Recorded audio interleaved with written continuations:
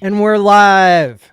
Hello and welcome to Game Theory Gang number 132. I'm Maddie Allen with Kareem. Bang, And bang. What's up, everybody? really, Good to be really here. excited for tonight. We're gonna have ChrispyMan joining us in a little bit, but we're ready to kick off. Go ahead and hit the like and subscribe button. Share this out. We got a great show for you tonight. That's awesome. So there's a lot of people that will be watching this first, and then they'll be watching the vice presidential debate later, I was just and about to vice say that. versa. That's fine. But if you're on replay, just drop a comment. Let us know you were here. That's perfect. That's perfect. Yeah, a lot of exciting things. A lot of things happened last week, going to this week. So a lot of cool topics I want to talk about today. And then, the VP debates. I mean, obviously, people are more usually focused on the actual, presidential debate. But since this election is so, hectic / anticipated / every debate, people are going to be dissecting what's going on. So I just hope that by the time, we get to the election, there's not World War III or anything crazy. That's my only fear, what's going on in the Middle East right now. So Yeah, that's the only thing. Other than that, great. or we could talk about the little, not blockade, but what's going on with the ports. I don't know if you heard about that recently. That's happening now about the. Let me tell you what the thumbnail is about, and then we'll get into the geopolitics and all the other good stuff. Hello, Sandy. Good to see you. Shout out to everybody in the chat. Very important. Good to see you all. I have developed a physical onboarding tool for PulseChain, and the product is ready for people to buy now. It's a physical coin that acts as a wallet, and it's got a really cool design on it. It's got a private key built into it that's unique for each person. And looks like a gold coin from the other way. Yeah, it's a 1 ounce copper coin. It's something that people can hold, and this is the tool that I used to onboard 120 family, friends, acquaintances, and celebrities.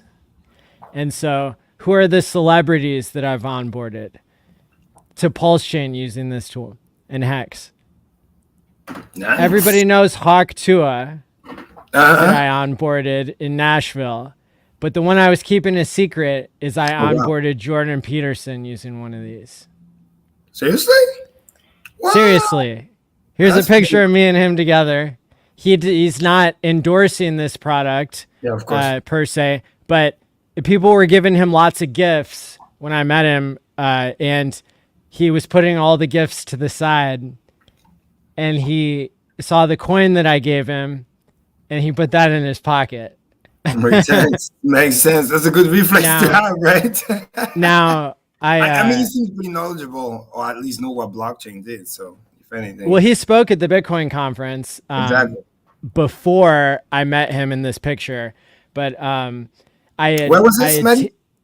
This was in the middle of the bear. This was about a year and a half ago, somewhere in there. Okay. And so what I had done is I took one of these cold storage coins. It actually had Ethereum on the front of it instead of PulseChain at the time.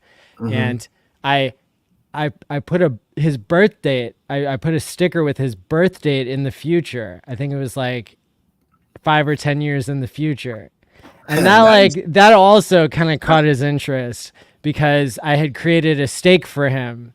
It's a good incentive going forward.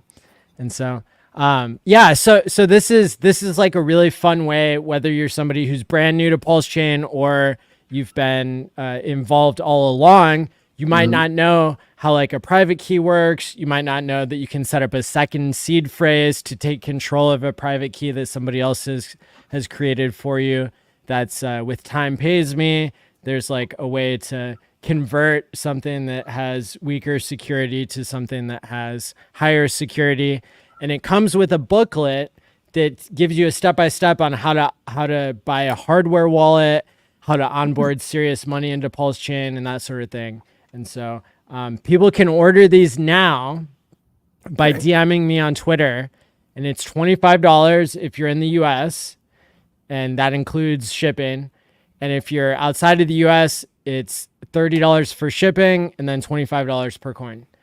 And yeah, I've got 1,000 of the first edition ones to sell, and then we might go into another production after that. So at the end of this episode, Kareem, I'll go ahead and play the 6-minute podcast that I created between 2 AI bots. Okay. That are discussing the Solidus coin and the product that I've made.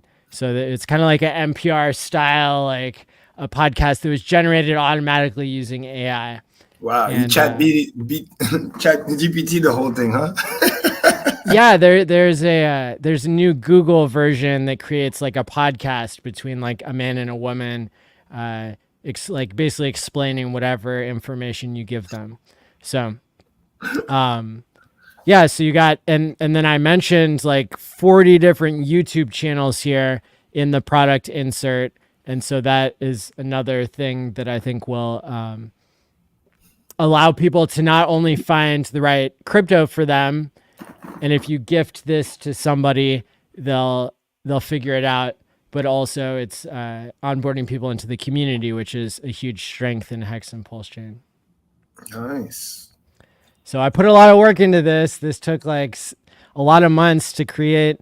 And this is a product I've been using myself for 6 years with the Ethereum logo on the front. And so now we got one with the PulseChain logo on the front. Nice. It's going to benefit the people, easy onboarding. And I like the catchiness of it because, again, like you said, you put it in your pocket or you travel with it. And hopefully afterwards you put that somewhere safe, right?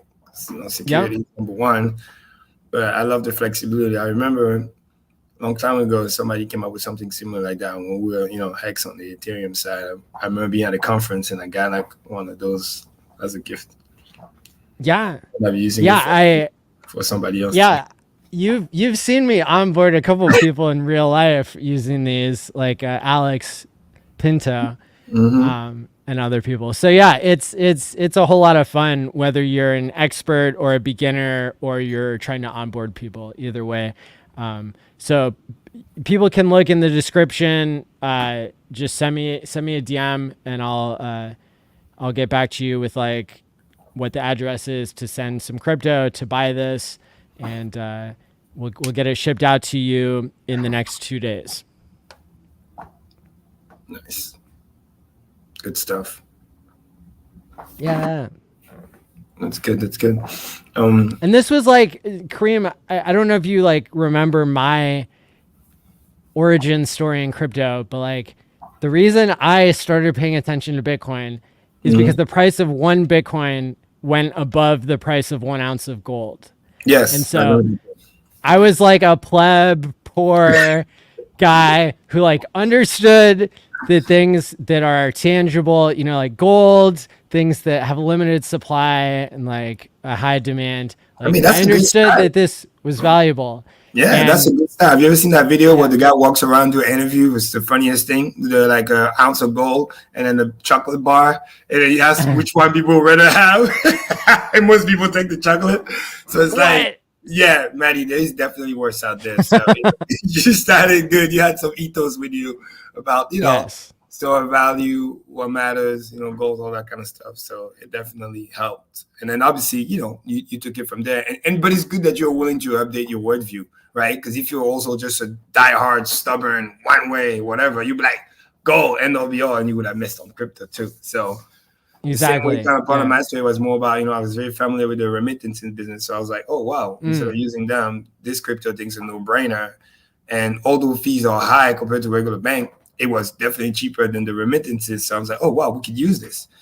Yeah. Then you learn about, the rest and, oh, wow, it is an alternative to gold as a form of store of value and blah, blah, blah. But at first, which I think is still the number one use case of crypto, that's why stable coins are so, popular because they're the number one use case, is just that I guess you can call it remittances / transfer value easy across the entire world.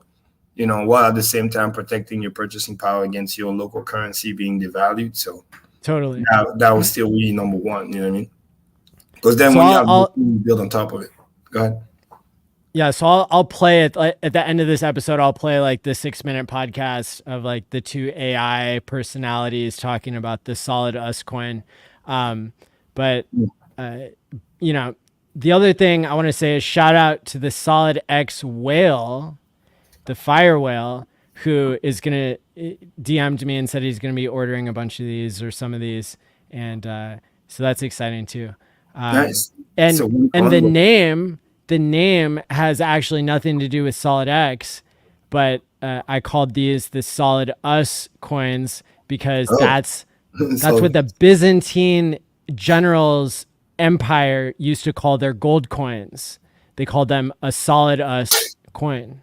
oh, And of nice. course, Kareem is putting together in his head like the Byzantine generals' problem is like what Bitcoin solves, That's, and so it like comes full I'm thinking circle. Constantinople's back and the actual generals. No, but that's good. I mean, it's probably deriving from either Greek or Latin, right? Most likely. Probably, yeah. But this was an empire that like went for hundreds of years, Yeah, and I actually bought a Solid Us coin off eBay, like a real gold coin that is from hundreds of years ago, and demonstrates this idea that money can have value over time, can be a store of value, and I think that's what PulseChain and Hex are lined up to be. So that's why I want thousands of more people getting involved. Absolutely. Absolutely. Again, speaking of which, we're living in very exciting times. So, now we're officially right to the Up-tober. Things, moving in the right Yeah. direction. For the first time, actually, in a very long time, we had a green September, because usually, September, it's red, which is why right now we're experiencing a little bit of cool off. I think as much as I told people, not that it don't matter, but it matter in a sense where, like how we study and want to teach people macro. It's like, oh, what do we have to learn about this stuff? And, what's going on with the Federal Reserve, whatever, is because whether we like it or not, because big money got involved via the stock market, via the ETF. Therefore, you have to care about what they're doing and what's going on in the TradFi of the world and interest rate and all this other stuff, because that's going to have a ripple effect. The same way, technically speaking, right, Bitcoin or crypto shouldn't have anything to do with what's going on in the Middle East, but it does, because again, that perception affects markets. Oh, there might be a war, this, that. You see how stock market gets affected by it. Defensive stocks are going to the roof, right? Of course, because they're like, salivating, war, oh, more money, this, that. So it's like, just like in a period of hardships, you have those kind of, again, defensive stocks, or like what they call staples, or things, or like commodities and things are here for the long run, that what we call essentials, right? They always do well. Gold obviously doing well, oil doing well. And you would think, crypto, right? Bitcoin should be as well, but I guess maybe it's not big enough where it's still treated as more like a tech stock, although it should be treated like a commodity. But I guess to get to that state, we need a bigger market cap to be able to get there. And we will. But I think that we're moving in the right directions.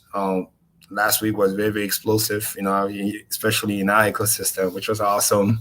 I mean, I just love what the excitement, and again, I told you guys, we're just warming up. That's awesome. And it's great to see also the haters coming out of the woodwork too, a little bit. It's cool because you can't have everybody switching bullish just yet. That's a top signal. We don't want that. We need the disbelief rally to continue. So you need some more non-believers so that they'll be the one buying at $25, $50 or whatever. So but it's good to just watch. $25 Hex, what'd you say? Yeah, hey, 25 cents, $1 and 25 and up. Again, people don't understand this thing could go up forever. Like there's virtually no cap. You know what I mean? So it's like if the game keeps on getting played the right way. Your video is breaking up a little bit for me, and I'm not sure if it's me or you. Oh, wait, no, it's probably you because I can hear. Maybe the chat can tell us. Yeah, chat. Let me know. Well, I mean, I have to speak, I guess. Can you hear me well now? Good. Yeah, I've got 2 bars again. 2 bars. Oh, it's a service. Could be a service. But like I was saying, so maybe I'll speak a little louder. Maybe that helps.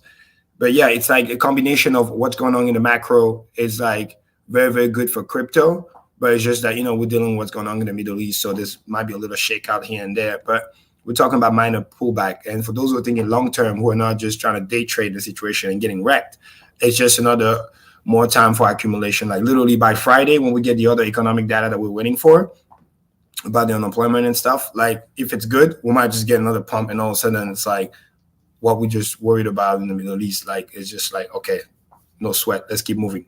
Now, Ethereum's down like 6% today. Is that right? A little bit like more like 3.5%. It's just that again, he had that little wick when he almost touched 2,700, then he pulled back a little bit. But from that kind of like base, because he was always around 2,600, 2,620, chilling.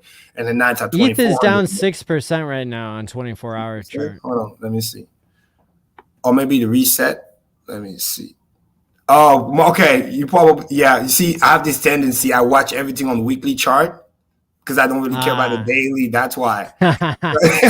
You know what I mean? Because every day like that, okay, it makes sense. And then the new day just started. We're up like 0.3%. But yeah, like I told people, like I love weekly. I would just zoom out always.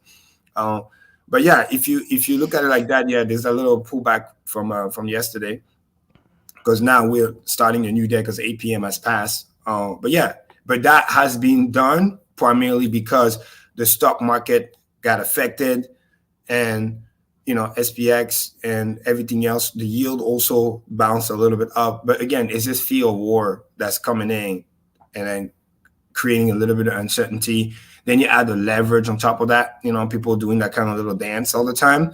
But that also tells me that the moment people realize it's a nothing burger, or they realize that it's not going to be as escalated that people think, and people realize that, okay, it's over there, it doesn't really concerns me, so to speak, then it could start like dying. And another thing that's affecting it, I think more importantly than the Middle East situation, is what's going on with the little strike that's going on with the ports. I don't know if you watched that video. Let's talk about that. Yeah, so basically, kind of like how union typically do. Every now and then you see those major strikes. Last time with previous election, you remember the big strike that Forbes had with all their employees and stuff like that, because they wanted to renegotiate and have raise over 3-4 years, and they're very smart about choosing the perfect time to do that. Like right now, this couldn't be any perfect, right? Election time, like literally a month before, twisting that hand. And it kind of, again, I don't play politics, I don't really care, but like it really put the Democrat in a tough spot. And I'm only saying that because they're the one currently in power, because they got to do something about it. Because if not, people are going to use that to say, hey, look, you have failed policy that because of you, there's a major strike.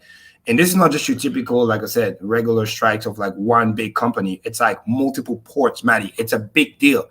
It's like, I think it's spread towards the East Coast and mainly the South, somewhere around like 13 or 14 ports, over like 70,000 employee, and they have a big kind of like, and the guy was speaking on the live TV, and like an old guy with beard. It's kind of like the representative, so to speak, of the mafia boss. Exactly, kind of like that. But he timed it perfectly. They want like 70% raise over 6 years, which kind of makes sense. You want that 8-10%, because they start to pick things up and realize like, those are people that regularly, usually, blue labor worker who don't necessarily have a lot of investments. So in other words, that purchasing power really affect them. So, and you remember COVID, where quote unquote, they did what they were told, all that stuff. Oh yeah, don't worry about it. Just do this and that. You're going to get your raise. And then they did all the work and people were affected and, whatever. But then ultimately, 4 years later, they didn't get the reward they were promised. So now is the perfect time, because how politicians usually think, oh yeah, they make all those promises, but then usually once they get elected, it is not guaranteed that they will come down their promises. So if you want to kind of get them to do something, you want to hit them before that, when it matters the most. So this is happening not by surprise. I'm definitely convinced they timed that, but also it's something that's been lingering for a while. So for the power at B, it kind of looks bad no matter what, because it's like, well, that's a mess you should have handled before you didn't, and now here you are. So, and then the opposition can use that as a proof to say, oh, you're a failed government, this and that. But just the timing of it. Yeah. The union also wants no automation, which Chinese ports are automated with robots and AI. They want no automation in any U.S. port, which on the West Coast, it's already automated. Yep. So what does that mean? They're going to turn off the robots on the West Coast? Well, I think what they're trying to do, it's kind of like I would call it like it's a tough situation, right? You're stuck in a hog and a rock place, because it's like, on one hand, you understand the value of innovation, right? Which is important, and efficiency. That's when the robot comes in, and efficiency and less work. Hey, what's up, Abdul? You look like a sensei coming out of a dojo. Yeah. Well, I was just at the gym, and never pass up an opportunity to stream. So here we are. Yeah. That's awesome. But as I was saying, the good news is, like, on one hand, you understand the innovation, the automation, ports get more efficient. It's the same thing with airports. Like, one of my favorite airports, I mean, is the most automated in the world. They never lose their luggage, is the one in South Korea. Sean, literally over, like, they process somewhere around like 80,000 or 100,000 luggages. This whole automation, no human, and not a single luggage be like missed or whatever, go on time. But then on one hand, you're dealing with people who are like, they're looking at it like, well, that's my job, that's my livelihood. And some of the job were like, nice paying job, $80,000, $90,000 plus job. The reason why I mention that is because that's the kind of salary that can potentially feed a family of four. You know what I mean? Maybe a little less now because of inflation, but it's not just your typical low paying job, easily replaceable, where it's like, all right, I don't care. You can like automate me at McDonald's. I didn't really like the job anyway. I'm going to go find something better. We're talking about like high paying job, which the robot can still, automate. Because, some like, if you ever done, like myself, if you ever done construction or certain things, there's job who are like high paying job, not because they're like technically hard. It's just because they're either physically hard or potentially a little bit dangerous. You know what I mean? That's where the premium comes from. So insert joke about luggage here. Yeah, exactly. So if you're working in a port, it can be very, very physically intensive, potentially dangerous and stuff like that. You know what I mean? So that's also why they don't want to lose those jobs. But they also realize how important they are to the global economy, because anything from your food, example, like especially like fruits, vegetable, bananas, things who are very, very easily like perishable item, they're very, very set timing of arrival. So they could affect that. That could then affect the price. And then now suddenly you can be like, oh, I don't care. And then, but 2-3 weeks later, your price at the grocery store just skyrocket, because all of a sudden the whole supply chain is broken down because of the timing delays. You know what I mean? The same thing if you were like working at UPS, or you were working at a sensitive package or delivery, because remember, ships, they also have a lot of containers, cars, cargoes, all that kind of stuff. You are expecting to deliver in X amount of days. Now it takes longer. That can add to you more cost. So all those things are being affected. So they're very smart. They know how important they are to the global economy, but more importantly, because it's 13 ports, they literally can cripple America import-export. Yeah, the U.S. is losing $5 billion a day, I think I saw. Exactly. So it's like, approve a new comp plan. That's basically what it comes down to. With a raise, come to the negotiation, because if you don't, you're going to lose that much money every day. And at that point, you wish you took our deal, because it's going to get worse to you. So they're in a very, very good situation to kind of strong arm the situation, right, to get what they want. And they know that government, aka, presidents, whatever, because back in the day, if the guy's already elected, he's on the second year of the term or third year of the term, you do some stuff like that, he can come and clamp you, you know what I mean? Or like use some force or get people fired or whatever, or act like he don't care. But it's one thing where you can't do that right now, because the people that you're trying to potentially fire affect millions of families in the country. It's going to make you look bad in an election that's already like neck and neck to some degree. So it's like, you better trade carefully, because if you mess this up a month before the election, you know what I mean? So, I mean, Pastor Abdul, what do you think about all this? Yeah. Well, I think there's one concern here that everybody in the audience probably has, and it's likely the main thing that we should address. How will this affect the price of toilet paper? I mean, hey, to some extent. And crypto. How will this affect the price of crypto? Like, which one do you really need? If you have like a bidet installation founder, Richard Hart, like, which one do you really need more, crypto or toilet paper? Good point. And there's been some, shout out to King Pui. There's been some bidet themed crypto coins because of the work of Richard. But I do remember during the pandemic that there was a period of time where we would throw toilet paper on the shelves. So people will act irrationally, is what I'm getting at, right? We just got the best insight. The grocery stores would be like, guys, stop coming and buying all the toilet paper. Like Yeah. we get a shipment every 2 weeks, but people act irrationally when they perceive a shortage, perceive a threat, perceive a possibility of a future red candle. So thing like, obviously we have this issue, we have the, the potential war situation in the Middle East and all that kind of stuff that people will connect to their crypto bags, even though there's really no real connection.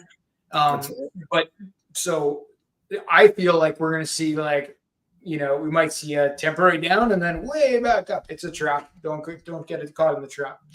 Just my opinion. Weren't we supposed to get it down anyway with the Fed cut? Fed pivot normally has like a dip. That's true, but Matty, it's not right away. It's supposed to happen on average anywhere from as low as 3 months to all the way to 9 months after the cut actually happened.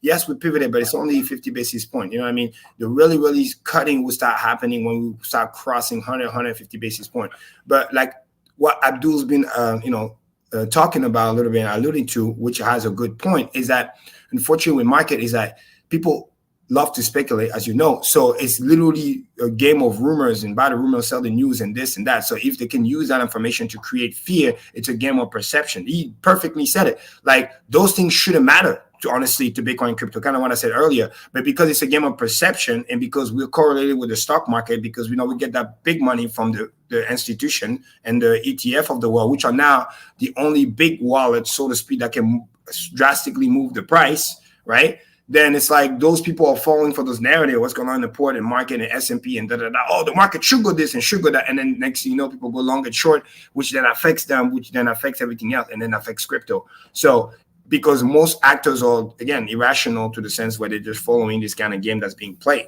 Once you remove that and you realize when the dust settles, you realize that there's nothing to see here, market's going to go right back up. But in the meantime, you know what I mean? Perception is reality for some people. So they're going to look at it like, oh my God, it's such a big deal. In the best case scenario, as we already told people, it's like you do nothing, you realize nothing is going to be bad. And then, by a couple of weeks or when this thing's done, or let's just say by the election is done and we know who's who, and let's say we go back on track, nobody's going to talk about this. We're going to move on to the next topic. But, it's just the hardest thing Arthur Hayes, the fucking Bitcoin billionaire guy who is living in Seychelles and like running. No, I think he did Singapore. What was it? BitMEX. Yeah, well, BitMEX. no, before he was like in his kingdom of Seychelles running BitMEX, which talking about 100x leverage and blowing up. But I just heard him on YouTube the other day saying that we're not going to know who won the election for months. That's the game they may try to play with those. I mean, it's a game that they were trying to potentially play with the game of mailing ballots and all this other stuff. I hope it doesn't get to that point. The same way I hope it's a landslide, whichever direction, because that way it's like, oh my God, it's like a decisive win, boom, boom, boom. The moment it's like, oh, we don't know, oh, we need to recalculate, that's when the shenanigans starts. Next thing you know, oh, we need time, we need this, and then it's like, wait a minute, we voted on this day, what happened? Like, this is crazy. Right? And that's when but this is when the real manipulation can happen, because you give them extra time. Oh, we found some ballot that we didn't count. Oh, you know what I mean? Like, it's just crazy. I've heard stories about like people saying mailing ballot or like stuff being mailed in their house. And then they'll be having like 5 different of the same mail, man. Literally, they'll be like, I mean, some of them have conscience, but like they say, bro, if I really want, I could vote 5 times. That's crazy. The mail, like someone's done on purpose. Another thing that's very sketchy with the mailing ballot is like, who's there to check the ID of the person and all the information? It's crazy. Imagine somebody, unfortunately, is deceased, but the information is correct, right? But the person is deceased because it's mail-in ballot. You're not physically going to the location. And if nobody's tracking to see, does this person that voted, does that person should be voting? Because if you're deceased, how are you voting, right? So that's another danger of the mail-in ballot, because we've seen from last time that a lot of people who are like basically passed away were voting. Like, because again, nobody's there to audit this thing. Versus you have to physically go there, show up your ID, show up everything like that, show what you look like. And then I'm not saying fake ID don't exist, but it's much harder to fake when you go there physically and we see you. And then, even if you have multiple ID, well, you're gonna come on, but hey, you already voted. You can't just come back again. Versus you're literally in the comfort of your home. Nobody's there to watch nothing, and you just mail the thing in. I mean, that's it, because you have all the information, right? You can just write the name, address, social security number, whatever verification that they ask. It's all legit. The difference is the person no longer breathe. And I heard rumors about how, one of the tactics of the migrants coming in by mega drove and then, kind of naturalizing them faster and turn to America so that they can, vote to be part of the welfare state, create an incentive. So Elon's been posting a lot about that. Yep. Yeah. So that's why I would rather prefer quick, efficient, same day, maybe an extra day. We got to wait the next day. But like the moment it start taking weeks, bro, it's no bueno. It's no bueno. Festive Duel, how do you guys do it up there in Canada? The same as you guys, but we don't make much of a fuss about it. We patiently wait in line. We're polite to each other. We vote. Oh God! And terrible. We mostly don't talk about it after. At least we don't do that. In Australia, you get fined like $500 if you don't vote. They have like 90% voting rate. That's good. They want you to go out there and vote. Maybe $500 the fine is a little bit excessive, but I can't say I disagree with like trying to get everybody to do their civic duty. You know what I mean? Because if you want the quote unquote democracy to work, well, people need to participate. If people don't participate, you know what I mean? It's like that's kind of what you're talking about though with accessibility, right? Like the mail-in votes are like that's an accessibility issue, which is just to play devil's advocate, like that's one angle that a party could take is like, let's make it hard for people to vote unless they have all this paperwork and all this paperwork. They need to have a car because the place where you vote is hard to get to. And, and nobody's paying for rides on the day of and so on and so forth. So you segregate your voting population to being at least moderately more affluent or organized, which predictably to people who are in the business is probably going to vote in a particular direction. So, I think that's one of the games that is played for sure. There's many games that they play, but that is a consideration. It's like, which populations are less likely to have two pieces of ID instead of one? Let's put in a law where you have to have two, right? Which ones are less likely to have transportation? Like, okay, let's arrange for voting in a place that's hard to get to. And generally speaking, these things would target the poor, obviously, but how they're voting is, I have no idea. But things like that are the games that get played. So, make no mistake, no matter who wins, like it's a game and you're a pawn. That's what's going on. You got to have crypto. That's what's best for you, and you got to prepare because to kind of respond to what you said, which is a good point, is I always look at things like checks and balances, right? What's the probability of that versus massive fraud of like, you know what I mean? Because some of those swing states, what people don't understand is like, Maddie, you might be able to speak on it because you kind of been in an area where some of those swing states exist, like Ohio and stuff like that. People don't realize the swing is sometimes literally only 20,000 or 30,000 votes. We're not even talking about a million. So this, oh my God, like because the mailing ballots, sometimes like they found 800,000 ballots like that. It's just like you can't have that because that can literally just discredit the whole process. Versus it's like, all right, cool. I know when election day is. I know in months in advance. If I'm prepared, I can definitely find a way to carpool with somebody. You know what I mean? Or if I really, really like see that seriously, I can organize myself. It's kind of like you know in advance what the date is. It's like it's very hard not to, and years in advance, you need your ID to vote. Like, it's not like, oh, last minute, day of, we changed the rule. Like, no. And there's many, many voting centers. It's not like it's just one place. So that's what I would kind of rebuttal for people saying, because you need some type of checks and balances. It can't also be too easy, because if it's too easy, right, fraud to the massive. And you're right, it can't be fraud, right? Like, we have lots of crypto protocols, like X is easy. You can stake it. It's simple. It's immutable. If you can make a immutable voting process, it doesn't that would be ideal. Have to be hard, or that it's for sure fraud. We can look at the country of Estonia. Almost all their voting is online, like 99%. and they have it, and they have it down in a relatively corrupt-free compared. Their index is about the same as the U.S. or any other reasonable country, and they're almost all online on all their voting, which allows them to do a lot more civic votes on smaller matters where people will tune in and make their vote. Obviously, you need a security procedure there, but like we're in crypto. Is there a way you can secure something to make sure you're talking to one person, or that it's only one vote per person? Like, yeah, you could tokenize that shit.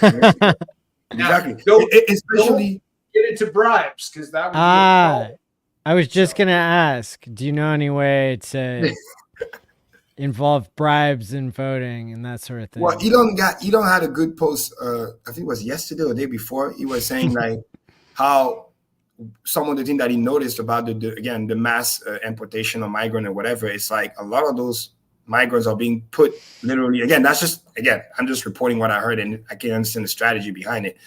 They put them in those swing states. And if you put them there and you're gonna start, have those very socialistic views where like, hey, you're gonna be a welfare, you're gonna be taken care of, you're gonna get all those free stuff. All you gotta do is vote a certain way. 4 years from now, those swing states literally are gonna just vote one way. And next thing you know, you will never have a quote unquote fair election after that. And you can just go one way for a very long time because they know the big states or the states will know, like, for example, Texas or Florida, like place that they know it's going to be this way. It's like very Republican. It's not going away in the middle of the year or the other way. They're not going to work on that. They're not going to put those people there. They're going to put those people in those swing states where it's like, again, we're talking about 2030. How hard is it to get an American passport? It's not that easy to be able to vote in the U.S., right? Oh, it is. It's way easier than what it was before. Trust me. And again, you're talking like, for example, you're talking like, I had to go to all the processes and make sure that everything is all legit. And obviously, I'm not American by choice. All my siblings are, but I can do the process and I can get it and I can pay for it. But I'm talking about like in certain areas, if you like a certain way, they literally like do this for you. I watch an interview of a report where they talk about like in Chicago, literally a lot of the migrants were coming in. They put, it's kind of the same scenario that happened in New York.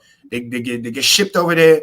They get put in the hotels and stuff for free. They don't pay none of that. They don't pay the rent. They get free food. They get a lot of free stuff. Now, don't get me wrong. Some people really do need that because they're refugee for real.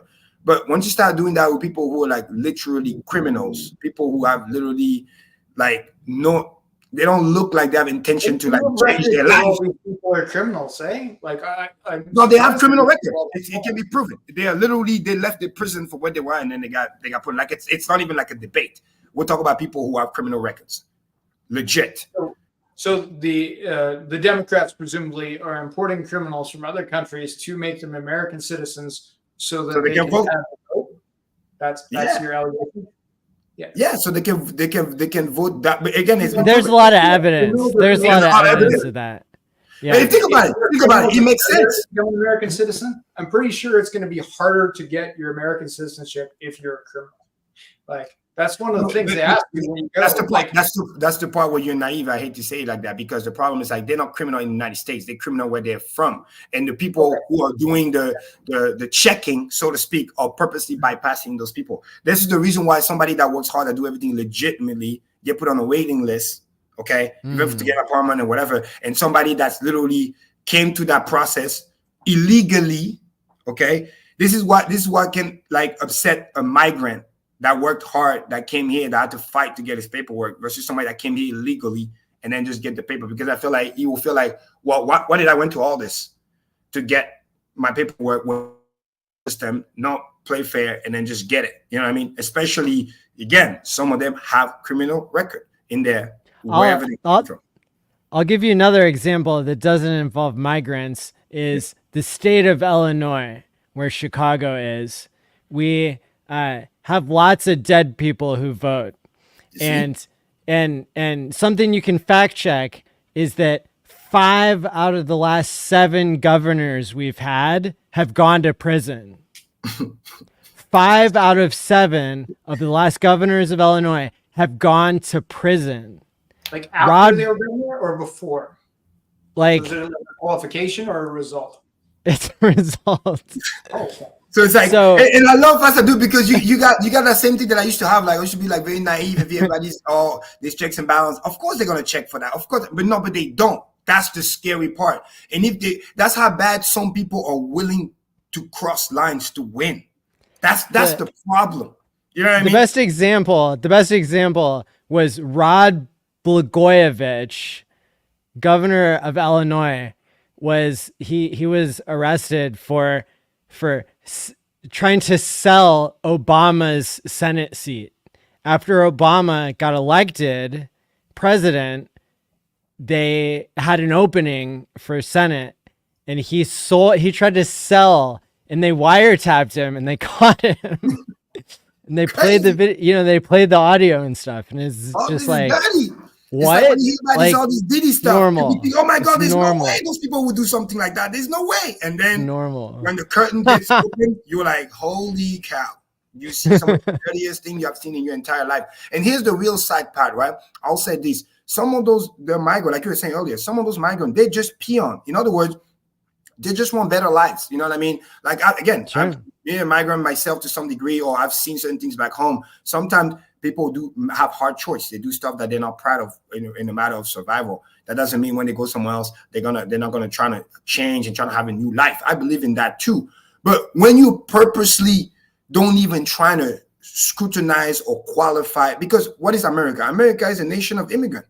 But the premise is that we're gonna kind of factor, okay, do you love America? Do you trying to follow the rule of law, all this other basic stuff, and then work hard and all this other stuff. But if you don't even have those basics, and you're coming here with the same value of like criminals, and you know and you don't care, and you know that they don't care, then why are you gonna change your ways? Because literally the incentive for you to change isn't even there. They just want you there. All they ask is like, hey, when we call you and when it's time to vote, do this. That's it. And then they're going to be like, oh, that means I can do whatever I want. I'm getting a bunch of free stuff. I can almost basically commit crime. And a lot of places, they can commit quite easily. And the police don't even have the resources to stop them anyway. Like in New York, if the item that you stole is below a certain price, I mean, I heard something stupid like the whole, not like in the store, like if you steal less than $1,000 or $500, I forget what the number was, you can't even like go to prison. You can't even like be like arrested for that. And some people, they will play on that because they have already a taste of doing crime. You know what I mean? Like when you're a good person, like police or not police, before you do something bad, you'll think twice about it. Your conscience will kind of stop you. Be like, that's bad. I shouldn't do that. That's not right. That's not right. But people who already crossed out of their head, who are used to do crime or bad things that without a remorse, they're going to have a field day. And you're already at a disadvantage because they're willing to go further than you're willing to go. And trust me, I've seen it. And that's why I would tell people there's nothing more dangerous than somebody that has nothing to lose. Doesn't matter how big, tough you think you are. Somebody can be skinny, but like when you see the death in his eye, when it's like, bro, you better kill me. If you don't, I won't stop. Kill you and steal your votes. I think we're painting too broad a picture here. Like the person. No, I'm saying they're being played in a bigger scheme. In any sort of crime whatsoever is probably relatively low. No, the crime part is just saying to you that the screenage is not being made. The play that's been done, they are peon. The peon is like, hey, we're going to put you here. You're going to come to America. They're grateful to be here because they know under normal circumstances, under normal scrutiny and scrimmage, they would never get accepted, period, point blank. Now they get accepted, and now they feel like, oh, wow, I owe those people this. And that's the play that's being made. And what they want in return, it's like a deal. I'm going to get you to America. I'm going to get you someplace to live. I'm going to get you. Is it a bribe?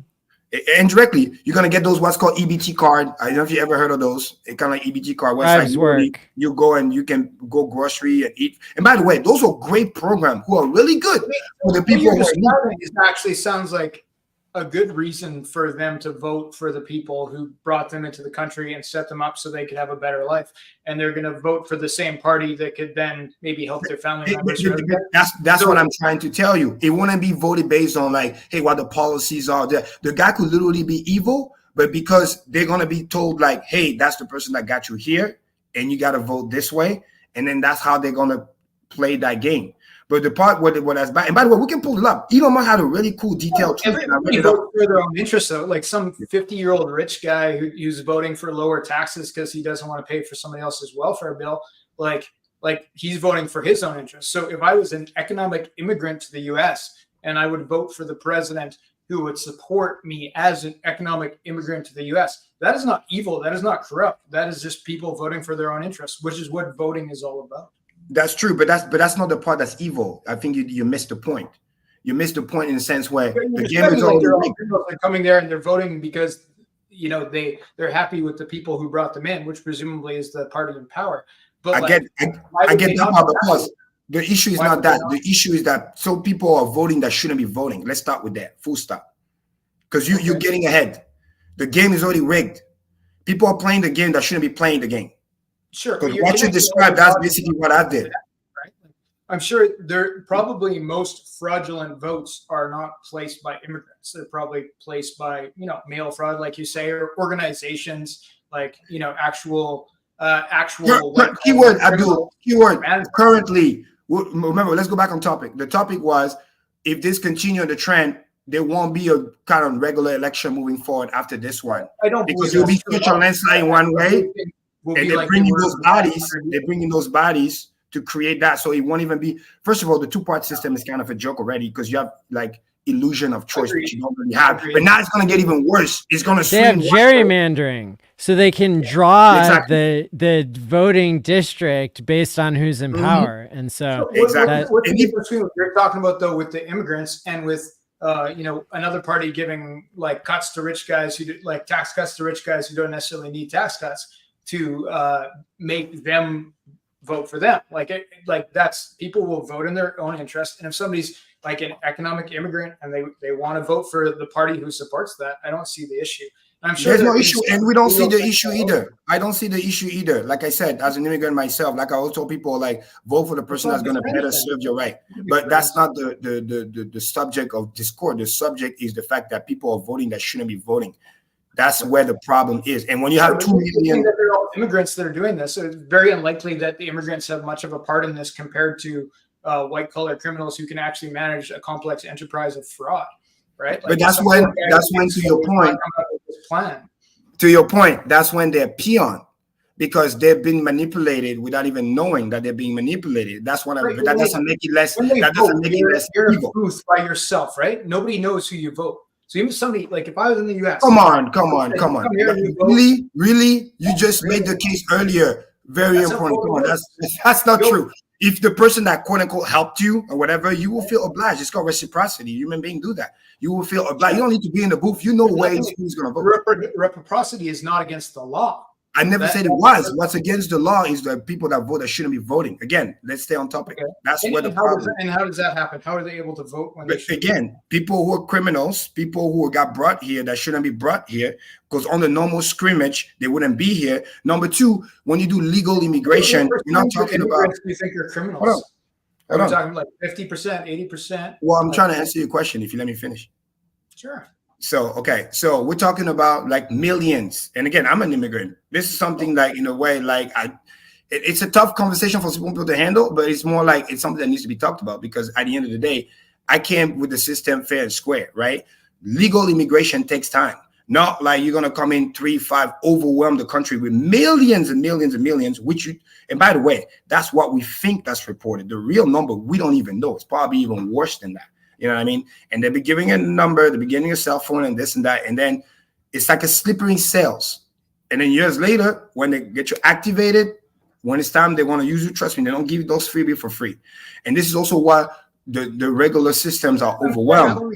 Security system. How are these people becoming American when they shouldn't be again? I just told you, some of those illegal immigrant that comes in, after a while, they fast forward they fast track their naturalization to become citizen and their paperwork. And again, what you and I know as a normal process, I want you to understand that's not what those people are getting. That's the part what you're missing. The normal process takes a while. Like for example, like my family, the way we did it, my brothers and sisters was like, we were students for a while, many years. Then there was actually legit war in my country, legit people getting killed left and right. It was all the news. Then we became like asylum, right? Because you can't go back home because there's war and everything. My dad's company. We never got into trouble. We're great students, all that stuff. Not have any criminal record whatsoever. Then we became permanent resident. Then you're allowed to work, but you're a permanent resident. Then about on average 2 to 3 years goes by, you can let it go to 5, but at least 3 years goes by as you're a permanent resident working. You're basically a functional citizen at this point. And then you allow to convert to now apply to be an American citizen. And that's normal process. We're talking about, and that's fast. 3 years. Not like you just got here and then literally within 3 to 6 months, you got paperwork that you shouldn't be. And again, we don't even know who you are. You're not even documented. We don't even know what skills you have. Like, you know what I mean? It's just like, and again, I'm just talking about for the mass of those criminals that get deported. I'm not talking about the legal alien that come in legally, that has legit hardship, that needs the support, that needs the help, that then turn his life around and then become a functional part of society. So all those grants, the free healthcare and the stuff that he got for free, he's grateful of that. And then he becomes a functional member of society that have pay so that everybody can win. Because another thing too that you're not seeing is those people that come in that take free stuff, it overwhelms the welfare system, it overwhelms the medical system, it overwhelms the system for the EBT card and whatever. And that's where the deficit grows. And that's why the people that actually really, really need it, who actually work hard to contribute for it, are not getting the service. And this is why Social Security is a failed system, and it's going to get worse over time because it only worked back in the day because the baby boomer, there was more people contributing in the pool, like a hex taking, there's more people in the pool contributing than people taking from the pool. That's why the system was working. But now, with the massive baby boomer retiring, they're more taking from the pool, rightfully so, because they've been putting that in the pool for 30, 40 years, than people putting into the pool. And now you add the migrant on top of it, and all the deficit spending and all this other stuff, you're going to create a situation where it's just going to crumble.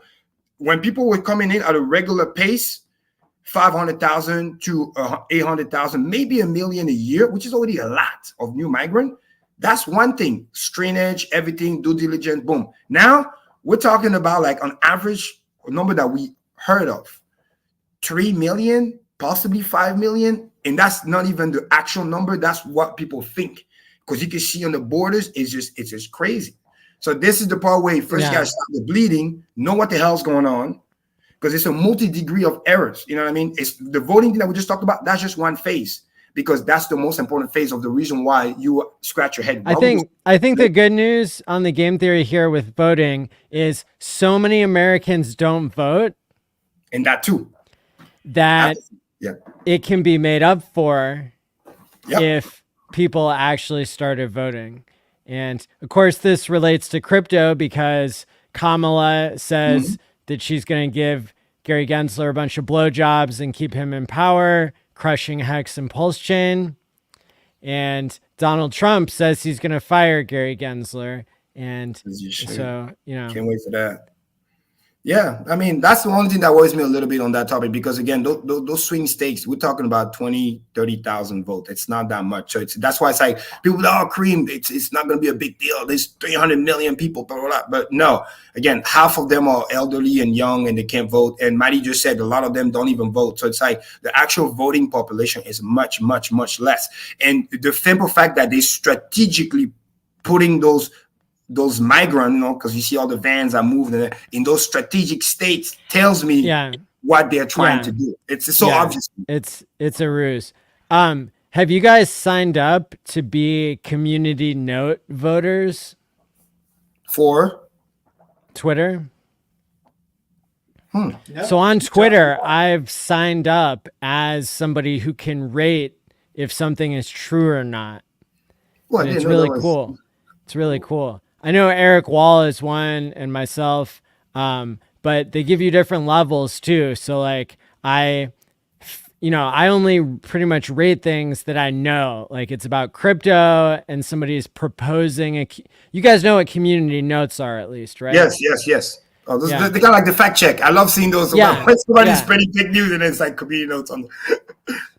So pay attention next time the app like gives you the option to become a contributor, because I just as a voter on that, I feel like I get access to more information and I get to see how the two sides of the political parties are like trying to weaponize community notes, because I'll be able to see all the notes that didn't make it because it wasn't true enough. And so there's people always trying to like fact check Elon when he's posting about politics and like, yeah, it's really interesting to like delve into that deep of a layer of the truth.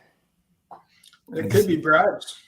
I think this Could be Yeah, bad. I will not be accepting money to like, balance the outcome of what the truth is on Twitter. I can say that much. That's awesome. But yeah, now moving back to the macro, the most important fun part. But I think this week is gonna be great because again, can we touch on something really quick before we switch to macro? There was a brief discussion of King Pui, and I'm wondering. So there's a meme coin that got. We're not sure if it was a rug pull or I know the whole story. Or so yeah, I want to hear from Fast Abdul, like, and let the viewers find out like what the latest is on this this deal. Yeah, and this is kind of history now. Like it's now a meme coin that's starting to be established. It's still a meme coin. There were two hacks this week, but this particular one, they launched and their tokenomics was off. They sent 1% to the contract for the thing that they launched it on, which was not intent. They didn't do the math properly. And it caused a tokenomics problem where it was like, oh, there was a huge dump mental. So then what they did is they relaunched, which is usually a very bad sign, right? So they did like wait. How long ago did they launch before they relaunch?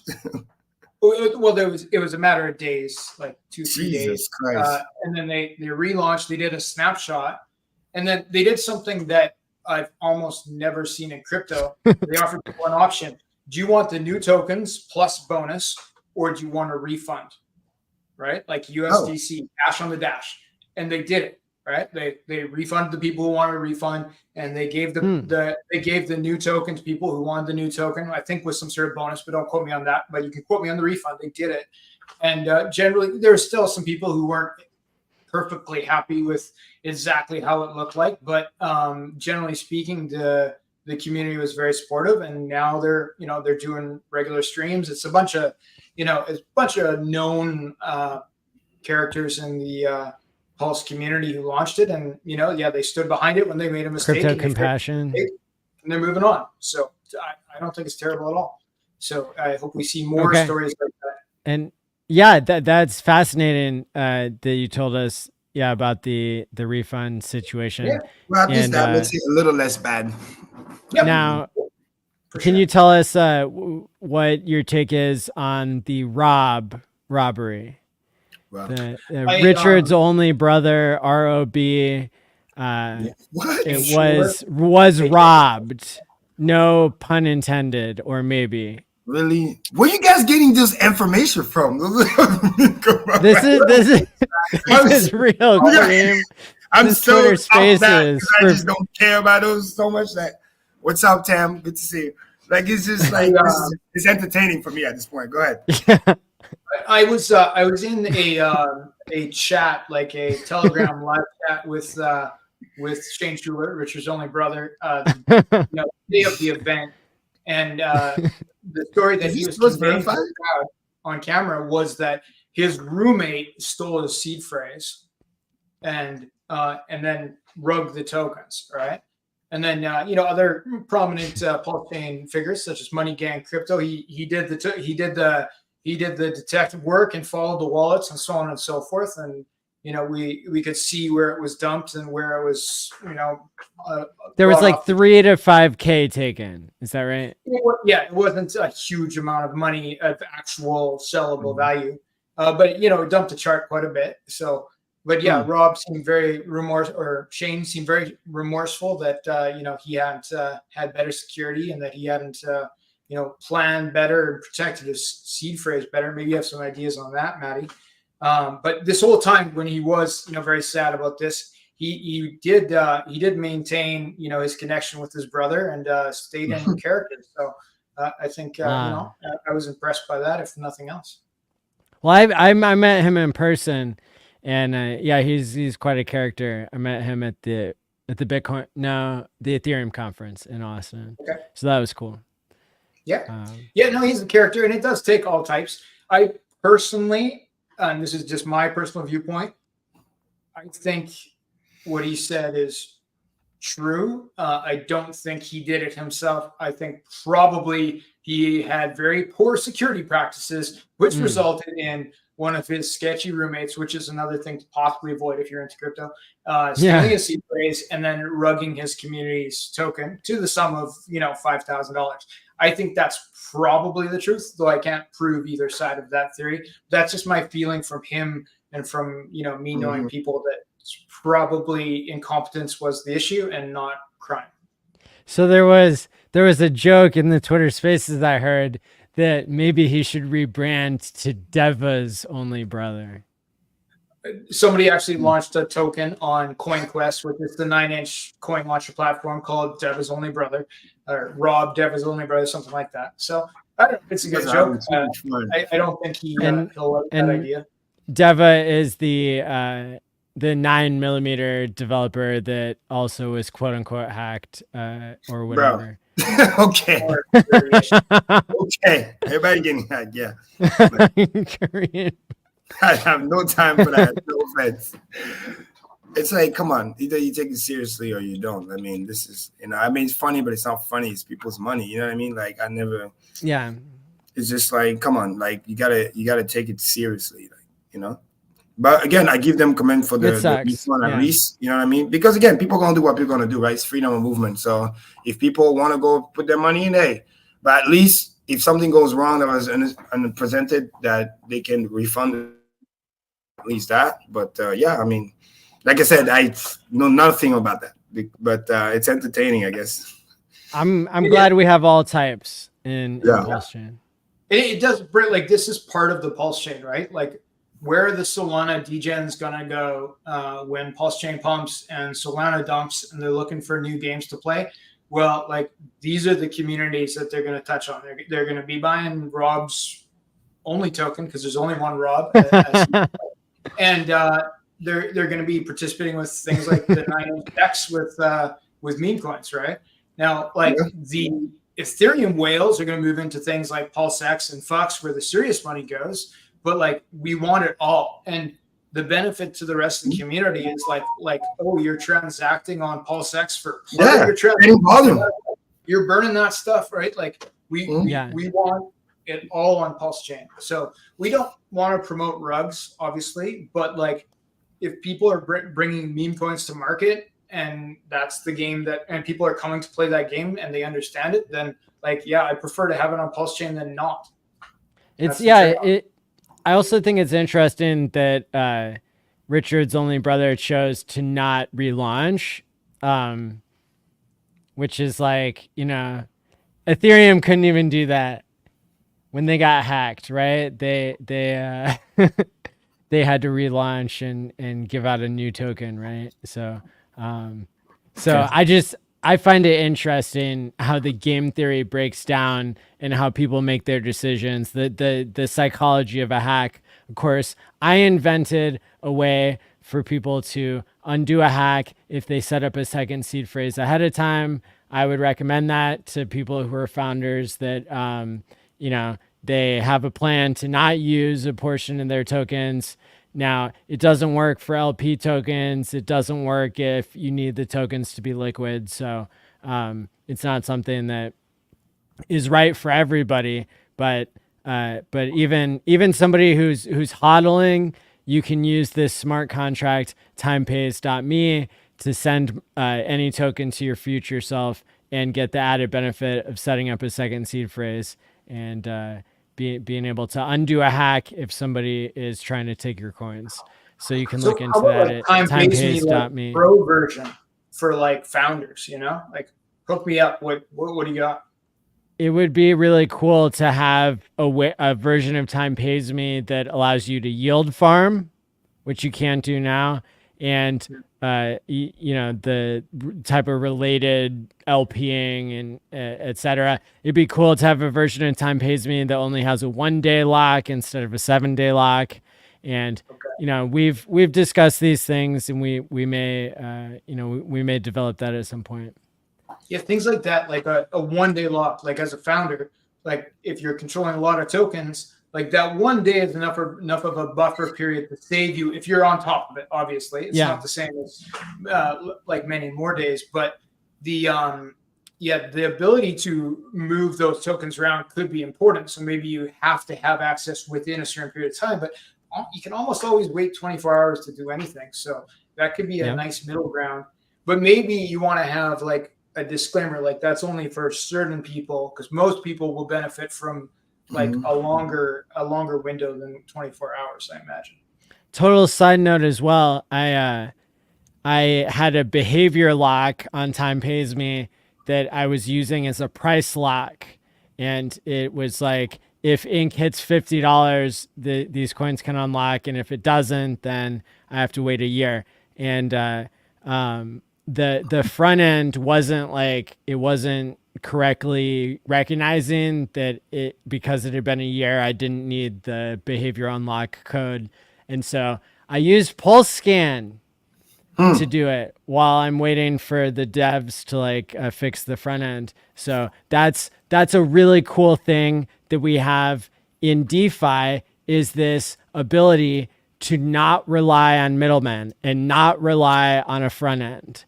And so, I confirmed for myself that it is possible to run a Time Pays Me functions without using the front end. And that's really important, no matter what protocol you're using, that you aren't relying on this centralized infrastructure. So that was cool.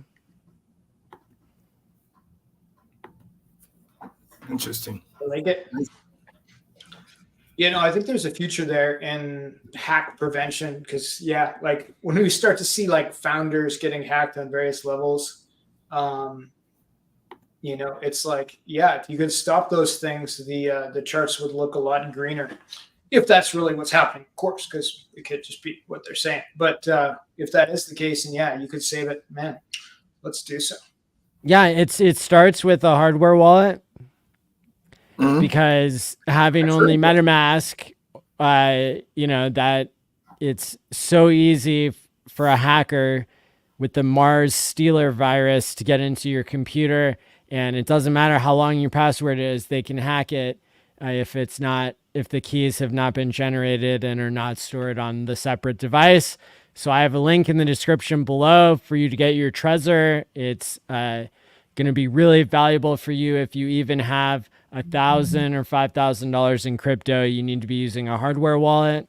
And then the second level of security beyond that is to shamir your keys, because you're going to write down your seed words and that you generated on your private on your hardware device, and then you need to not have them all in one place where your roommate or anybody else could come along and threaten you and take them. And so by separating the seed words into lists of 2/3, overlapping 2/3 in 3 different pieces, you can move them to 3 different locations and have a much superior security for the people who are having more than $10,000, more than $5,000, whatever your limit is in crypto, to where somebody is trying to come after you or trying to take advantage. And then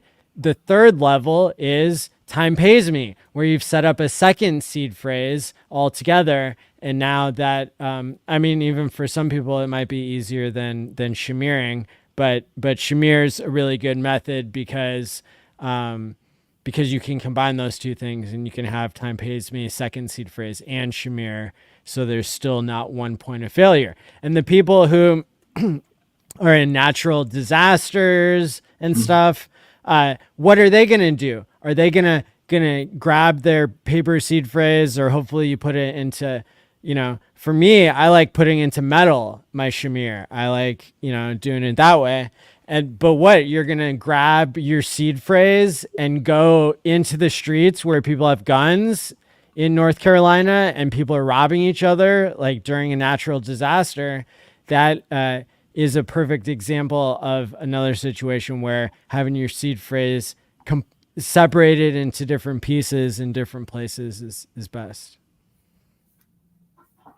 Because you don't want to leave it at home and you don't want to take it with you. You want it to be separated ahead of time. Yeah. I like the idea too of having a dummy seed phrase that you could give to somebody, like keep a crypto wallet with like, I don't know, like $400 in it. And if some guy shows up with a wrench and says, give me your seed phrase or I'll break your knees, let him break one knee so he thinks it's real. And then give him the $400. And yeah. And be like, that's all I got. Right? There's lots of, like, and those treasures are cool. There's lots of games you can play to make yourself more secure, but don't lose your seed phrase, which is where correct. I like the concept of the dividing it up. Now with your dividing it up plan, do you need, like, if you divide it into 3, do you need to find all 3 to be able to access the wallet? Or is it you need 2 out of 3 because they're 2/3 overlapping. And so, yeah. And then a cool thing with Time Pays Me is there's like a dead man switch built into the smart contract. So if you set up the second seed phrase and the first seed phrase doesn't get hacked, you have access with the first seed phrase. But if you lose the first seed phrase, the second seed phrase is able to take control if the longest time lag has gone for a year. So like if the amount of time that's passed has gone a year past the longest time lock, then the second seed phrase gets control without the first seed phrase, permitting it.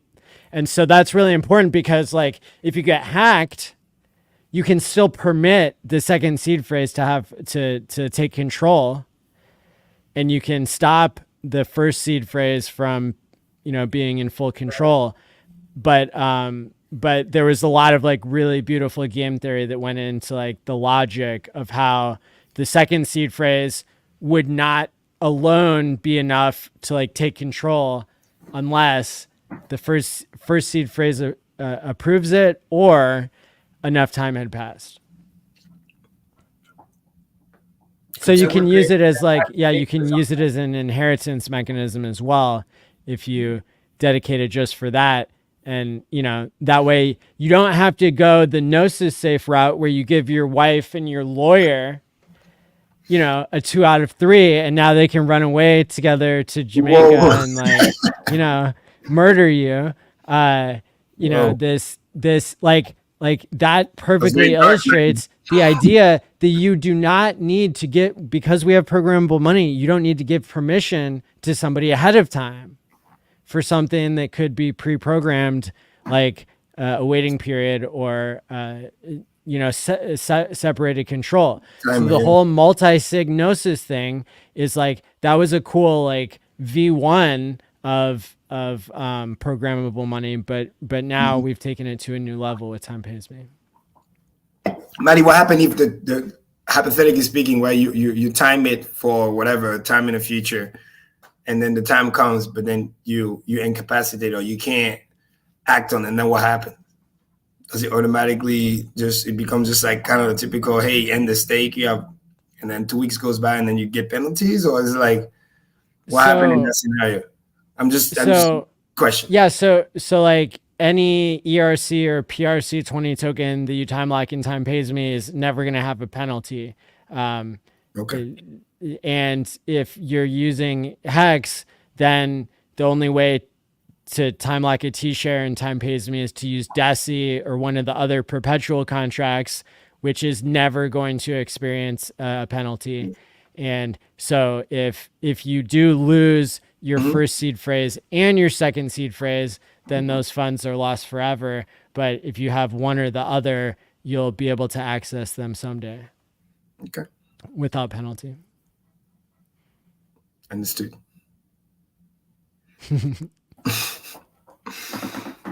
So macro, what do we got? Yeah. All right, people. Let's do the fun stuff. Piggyback to what we were talking about earlier. I'm gonna go back from the chart. Probably best if I just kind of share it first also, so we can be all on the same page. Share my screen. Somebody's asking what founders have already used Time Pays Me.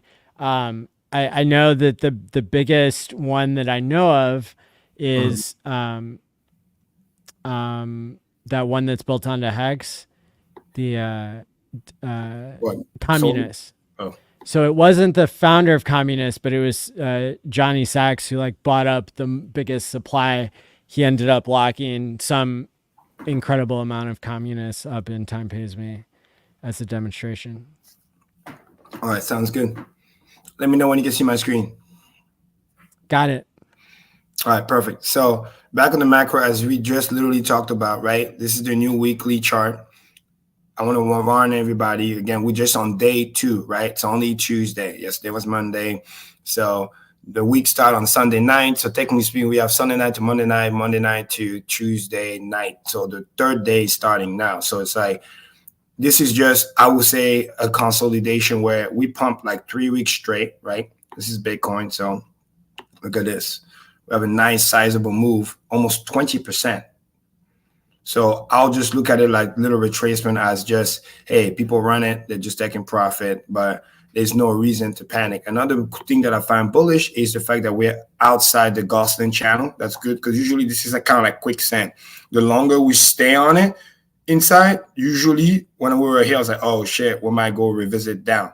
Technically, we did that week over here when the carry principal in Japan raised interest rate. We had a little big scare. But then limit order kicked in. So that vector candle got recovered and then we pushed back up. So that was actually pretty cool. And then from here, we're still really, really bullish. It's just, again, like we were talking about earlier, the little bit of macro stuff that I know some people in crypto don't really care about, but we have to talk about it because it affects market, right? Things happening to the Middle East, things happening overall with the elections and what's going on. So, and the port lockout, all of that affects traditional market, which then affects crypto because a big part of the money that we get is coming from that. And I'm going to explain that later. So, but again, back on the weekly, we did a little bit bounce already. So there's a high probability that by Friday, when we get the economic data for the unemployment rate, if they are good, that we can easily recover and go back. As long as we're not, like I said, breaking down from this weekly chart over here, and we're not closing below, $59,000 more or so, I think we're still good. It's just consolidation after this major move. And usually that's when, big money that want to buy the dip, that's usually when they come in, or people who are playing the swing trade, that's usually when they come in as well. Same thing with Ethereum. You guys heard me saying this week over week. I told you guys, watch out. See, there was a vector candle. So I said, it looks good. But every time I see a vector candle, it has to be either recover or half of the vector needs to be recovered. And clearly, look at that. We got half of the vector recovered. So if this thing kind of bounced from here on this descending trend line and then pops out, we're still looking good. The moving average are still pointing up. You see the green pointing up, the red pointing up. That's bullish. That means that the momentum is still to the upside. It's just a temporary recovery. When they're pointing up, it means that we have more data above the moving average than below the moving average. I'm going to give you an example. What I mean by pointing up. When they stop pointing like that, like down, it's very, very hard to break. You see how, we failed, and then it arced down, and then it started to point down. From there on, the price just keep puking, and it was a very, very long time until it was able to recover. So not only the moving average is good to know where they are, but more importantly, to me at least, it's just about the interaction. How are they pointing? If they're pointing up, it's like it's easy to recover and go back up. When they're pointing down, that means that we have more data with the prices below the moving average than above the moving average. That's when you need to start getting a little bit more worried. So, but again, Ethereum holding, I don't think we're going to see the 2200 anytime soon again. It's just we had the pump, recover, people are coming in. And another cool thing I like with Ethereum is like I draw it in red because it was what the pattern that we had before. We had that nice little ascending triangle from the bottom. We popped out of there, we retest, but we're still above that line over here. So nothing really to worry about, but it's just, again, affecting by what's going on in the stock market. Now, how do I know that for sure, right? Is rule number one, if when I go here, look at this, Bitcoin inflow from the ETF. You see 2-3 days in a row, that was awesome. We got 100 mil, 136, 300 million. That was awesome. Almost 500 million here. Very, very awesome. bullish news. Powell did a good job. Remember when I told you guys the story? And Japan didn't raise their interest rate. That was really cool when that Friday came around. So all the bullish news was coming in. And then what happened? We had a consolidation on 30th, which was cool. Just people waiting for the weekly candle to close and the monthly candle to close so we can start October. But then what did we start happening? We start hearing the nonsense that's going on, with Israel and Lebanon and blah, blah, blah, and Iran and the Middle East. Again, crypto people don't usually care about that, but stock market people care about that. Then today specifically, a little bit yesterday too, but mainly today, we started hearing about what's going on with the port situation. And then look at that. ETF people started panic and start selling. That's a lot. Like literally, you buy 123, then you sell 144. It's almost like they're turning into day traders. You know what I mean? And it's annoying, but again, as long as you understand why it's happening, then you won't panic.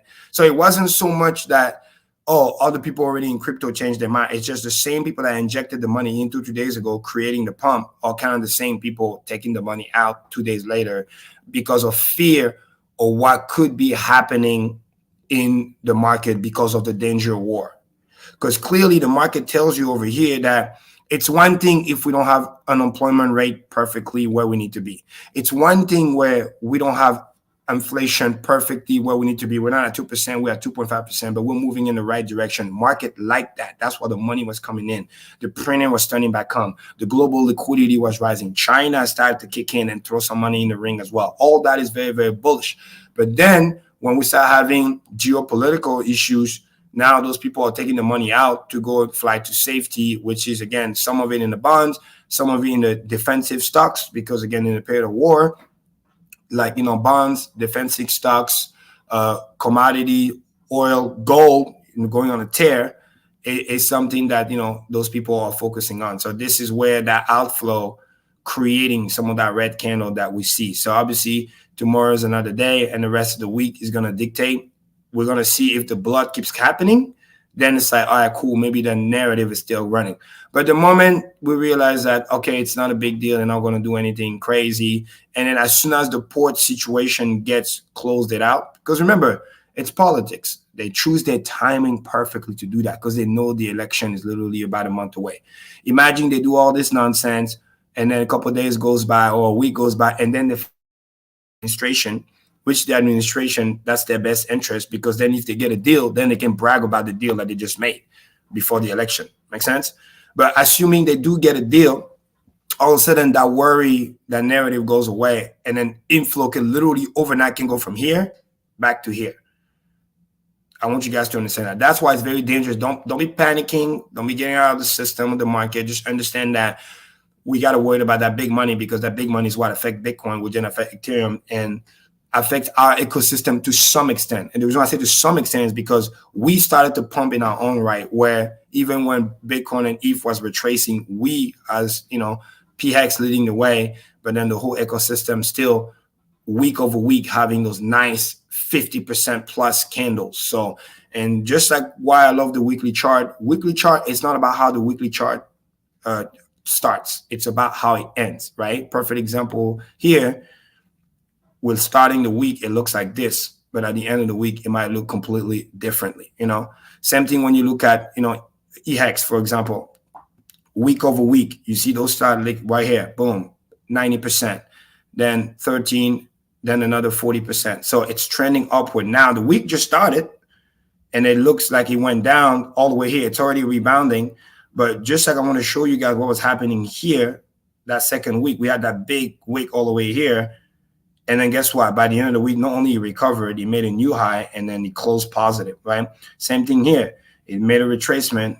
So again, volatility is part of the game. But when you look at weekly chart, this is why I love it because it takes away some of the noise because we're very, very volatile. But remember, volatility is the price we pay for the highest performance asset. Expect it to be volatile. Don't worry about how the week starts. Worry about how the week ends. Like Mondays and Tuesdays, turbulence. And sometimes it's just people who bought here or here or here, they're just taking profit. So not every red candle is bad. It's just money rotating from people who are from the impatient to the patient. Some people, they see 50% pump. That's what they want. They cash out. Some people it's 100. Some people it's 1x. Some people it's 2x. And some of it is many, many more hexes. We're here for the long term. So just keep that in mind. Just remember today's Tuesday. understand what's happening. It's just the macro that got affected a little bit. A cool bullish thing over here is the Bitcoin dominance seems to have topped. Remember, this is a weekly chart. That's why I love it. All-time high over here. It was trying to go back into that zone, failed. Now that support turned into resistance. Created a doji candle over there, like a top. Then the second week, clearly close to the downside, because altcoins are pushing back up. Now this week just started, made a new low, but we have to wait. But if everything goes well, when you zoom out, you get to see where, like, at any time it looks like it could be getting geared to start, and then start going the other way. But remember, this is going to be very, very slow, and then all at once. And all at once is when we're going to start having literally 50% days, everything pumping like crazy. So, and you know what I mean? Ethereum could participate, or just all the altcoins. Because remember, the Bitcoin dominance can go down, not just because of Ethereum. I think it's really going to start puking to the downside, not because of Ethereum, but because of all the other altcoins, and Hex being one of them, really gaining a lot of market cap, which then going to make this chart start a trend the other way. The same way the ETH BTC has found its floor. Like I told you guys for the last couple of weeks, this was most likely the low, made a new little high here. And then again, it's probably going to be dancing in the zone for a while. But as long as it's not making a new low and stay in the zone, it's getting geared to probably arc, wait for the moving averages. And then next thing you know, it's going to shoot back up. So somewhere from now all the way to the end of the year, expect some type of curvature and then start trading the other way around. So because again, it's been oversold for a very, very long time. Then we're moving into my other favorites, which are the yield, right? 2-year yield and the 10-year yields. They're still doing what they're supposed to do, which is, moving to the downside. Little bounce over here because of what's going on with the geopolitical, like we just talked about. But it's in a healthy zone. In other words, that big, massive kind of like head and shoulder that I used to talk about months ago, like, shoulder, head, shoulder, broke to the downside. You see it here, made a new low. And now it's chilling here. But there's a high chance that in the near future, it's going to continue to puke down. The reason why I say near future is I'm talking about November, election, or right after the election in December, as they continue to lower rate.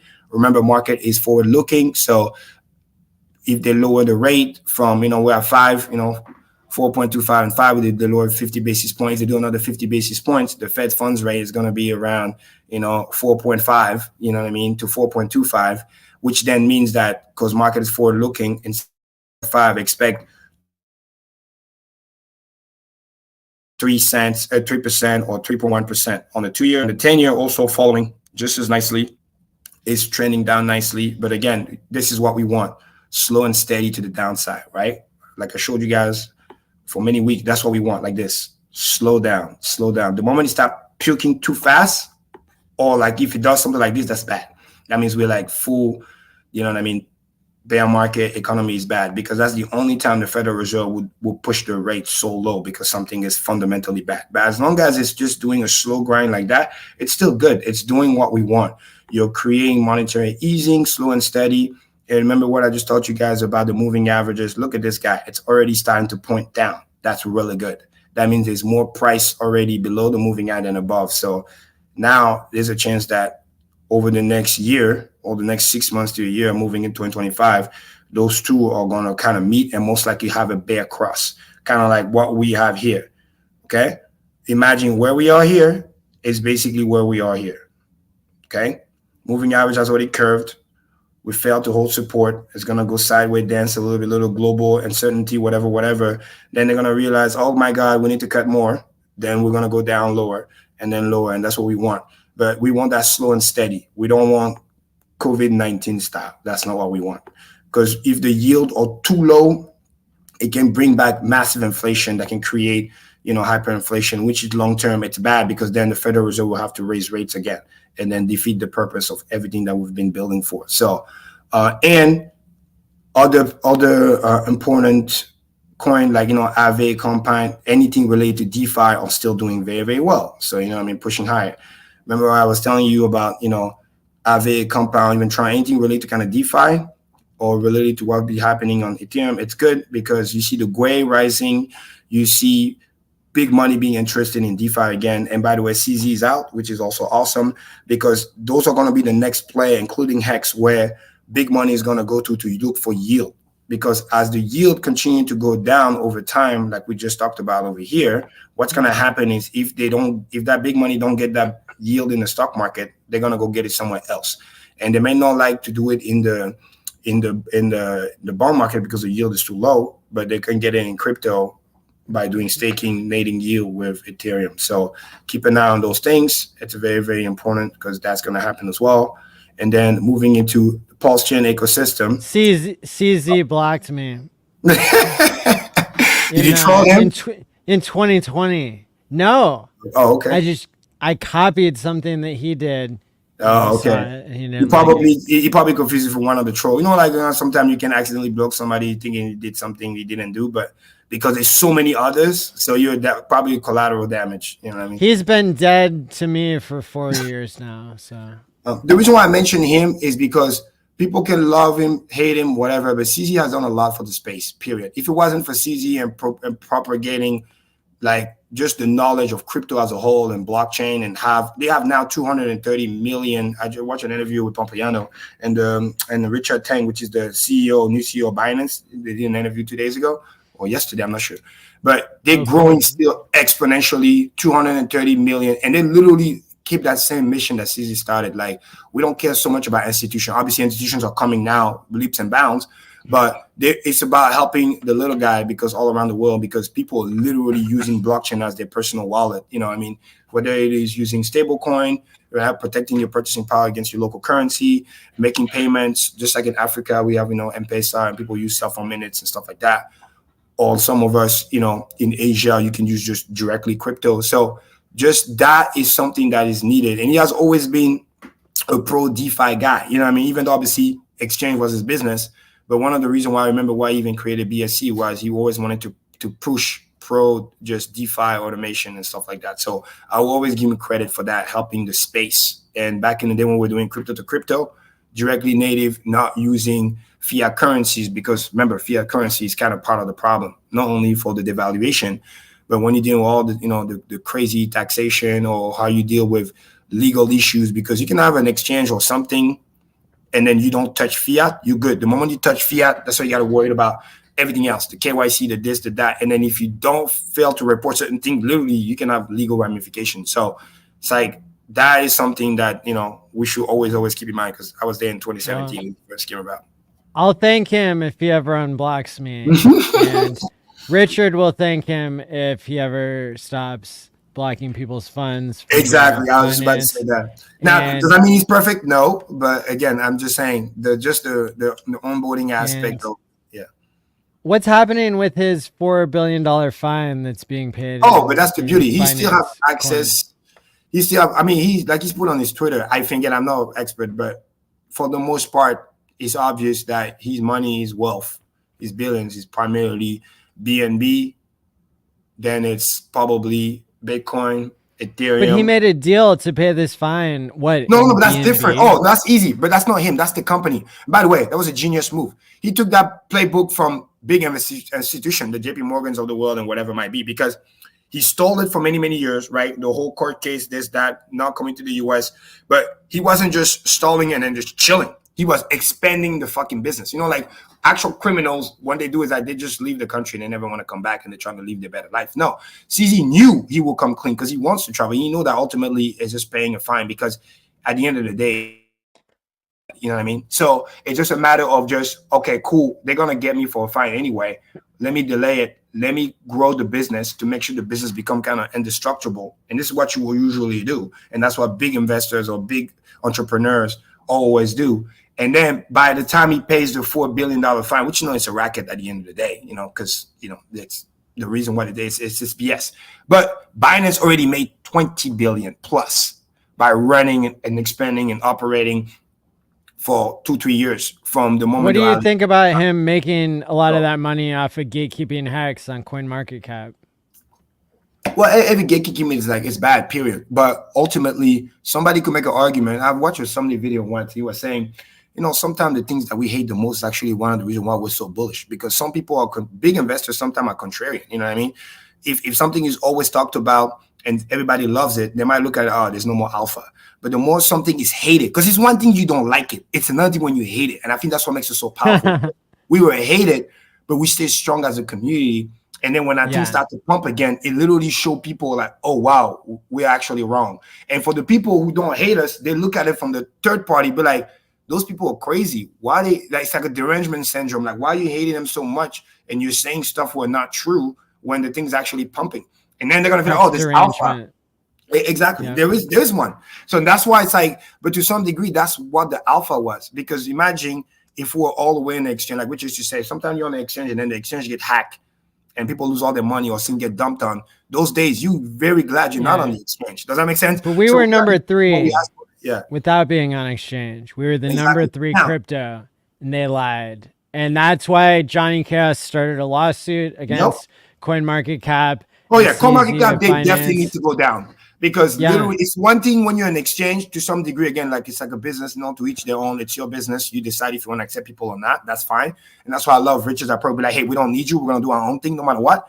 But when you're a con aggregator or whatever, and you're supposed to be agnostic, right? Remember how they used to talk about even Gnosis? Back do in the your day. own research tool. Yeah, exactly. But the tool's lying to you. Right, exactly. That's why I find offense a little bit. Because when you start pretending like you're impartial, you don't pick a side, you da-da-da-da-da, and then we find out that it's not the case, that you're lying, then I'll be like, no, you're a piece of shit. You know what I mean? Like, it's one thing when you say, hey, it's my platform, my rule, you don't like it, hey, go over there. That's fine. Hey, that's freedom of, choice.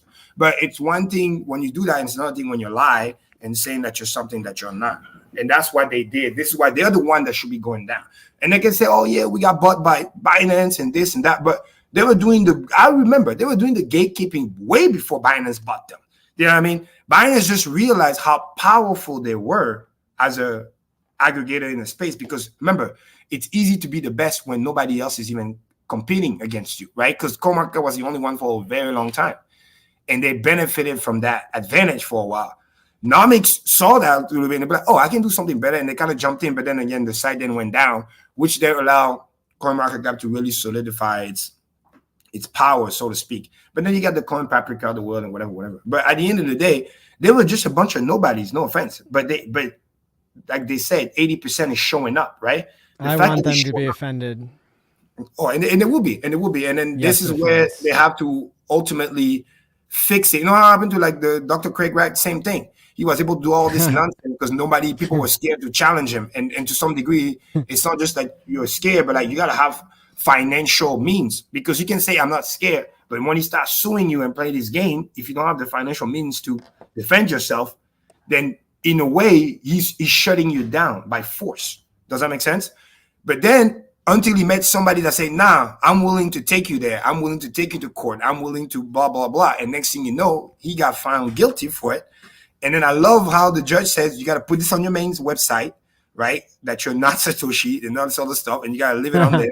And that's really cool. And I think something similar is going to happen with CoinMarketCap in the long run. So kind of like a reparation of all the shit that they did. Does that make sense? Go. Yeah. So back to the chart here. So Pulse, again, weekly chart, guys. That's the cool thing. We're looking beautiful. You see MACD not only crossed, but we're climbing back up. Green week over week over week. I don't see that trend changing anytime soon. Again, we're just the second day. Like every week I see this where it's like it starts a little bit red. Then by midweek, literally, it recovers.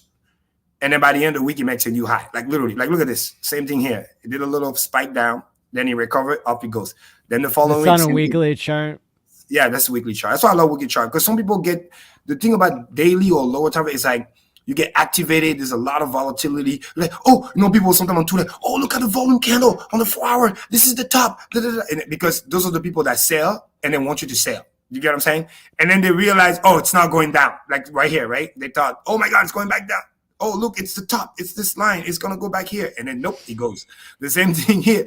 Some people might think, oh, it's going to go back. And then who knows? Again, I know crystal ball, but it could just continue to run because on the weekly, it's clean. It tells you what's going on. You see the momentum. You see the MACD. You see the DMI still green, pushing up higher. It's just consolidates, wait, and then push higher. Same thing. You look at PulseX, looks very, very similar. You know what I mean? With those W patterns as well. So boom, beautiful. You look at ink, right? same thing. Leading indicator looking beautiful. Look at just like I told you guys, between PulseX, and Inc. It's Inc first, then PulseX, then Pulse, right? Hex is just the anomaly, like I remind everybody, because it was so oversold, and a lot of people who have Pulse and PulseX don't have a Hex back. So if they know where Hex is going and generating yield, it's in their best bet every time PulseX pump is to move some of it into Hex to lock it in, to create that long-term yield. But the cool thing is, we're still just getting started, where it's like you see those massive, 23%, 40%, 18%. But like, this was just small candle. Look at those candle over here. It just goes to show you the effect of that massive bullish diversion, because a lot of coin got sold. So we can do bigger candle with lesser volume. That's really where this makes the big difference. And the most obvious of all is Hex doing his own thing, P-Hex, for those who are watching so they're not confused. It's like you have, I love this because it's going strong, but the beauty is like we're still below. Once we go above here, that's when we start having those candles out here. And Hex over here doing the little linear indicator. What did I just say? Literally, it was red. Hex is already back to neutral. You see that? Like it was literally red like those first day, aka yesterday, and a little bit today. But as of right now, it's already here. I wouldn't be surprised if by tomorrow sometime it goes back here. And then by Thursday or Friday, it makes a new high. And then next thing you know, by Sunday, I don't see why not we're somewhere here, right around here. Remember that channel I told you about? I'm going to Up-tober. I see maybe a quick pit stop somewhere around here. But until then, it's just clear, blue sky. And then when I say pit stop, it might be doing something like this, right around that support line here, get the 1. And then after that, I see an easy run to the 1618, which is 5 cents, which is overdue. It's magnet. It's where Hex should have been. Because if you guys remember, just before the SEC debacle, EXPX was right around 6 cents. We had about 3-4 cents on one, and then we had about 3-4 cents on the other one before the whole thing debacle. So imagine we get close to that and we're going to travel there and everything is good. And then we're back on track that this is going to get dismissed, or maybe it's not dismissed, but we're clearly going to see that this is probably in the bag.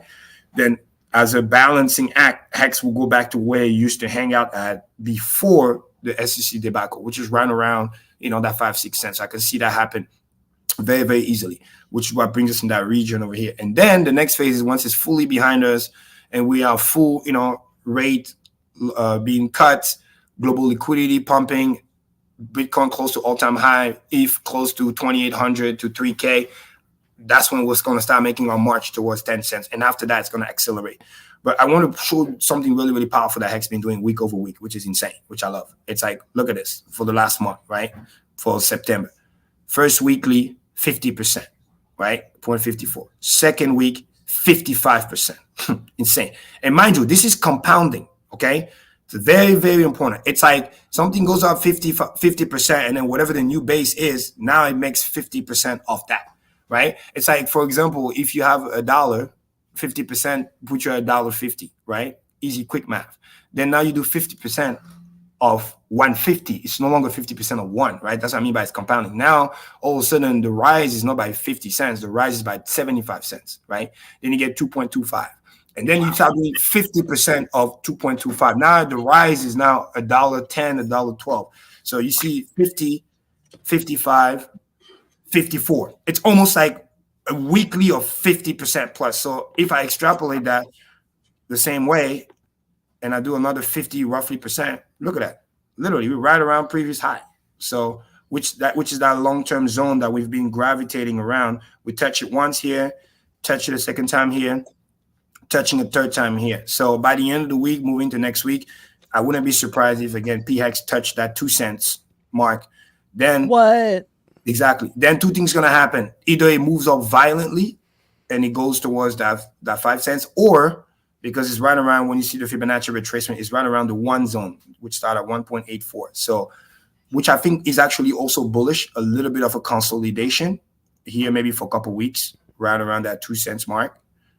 And then that will create a massive bull flag, because then it will look like this. It will look like you got a flagpole, something like this, consolidation. And then a month from now, we could be talking about something like this. And the next thing you know, this is how we go to 10 cents. So again, it's doing that very, very healthy pump where it's like it's pushing very, very high, But again, the volumes are still relatively low. We had that one big volume here because a lot of people sold. They probably thought, oh my God, this is where it's going to retrace 3 weeks in a row. But we're already green. That tells me that with a little bit of money, we're going to push it. Until I see a volume candle like this or like that, this is all just fair game. I think you just continue to push. It's just the leftover people who are like, who bought the dip, or who the people who are, oh, I want to exit. I don't think it's going to go back up. Well, those are the people that were buying off here, because those same people are going to FOMO back in at 3-4 cents on the way to 10 cents. So because they're thinking, oh, it's going to top. Another bullish thing that I see, which is really, really awesome to see, is that we're outside the Keltner channel now. We popped out, which now is a bullish thing because now we start to lead the way. Moving average are turning back bullish. Purple is about to cross green in about 2 weeks because that's a faster moving average. That will really, really tell me that, okay, we're really, really pushing. So for people who don't know, the purple here is the 9 MA moving average, and then the green is the 50. We're already above the 50. The 9 is more like a leading indicator, but when they cross bullish, it's very, very good. And we're in that channel right now that I drew. So I see a little pit stop here, but October, and by the end of the court case, good news, I can see us just continue to fly. So I see two scenarios. Either it continues to run and it just breaks violently, or it goes around that 2 cents, consolidate for a little bit, which is very bullish, like something like this. It might consolidate for a couple weeks, and then up it go. But right now, it's looking good. It's looking juicy. And then one last on the ink to pulse ratio, which is also very important to keep in mind, because as ink pump, it increased the incentive to buy PulseX. You look at the oh no, sorry, I pressed the wrong one. It's this one here. And on the price, boom. Yeah. So remember that ratio I told you guys about?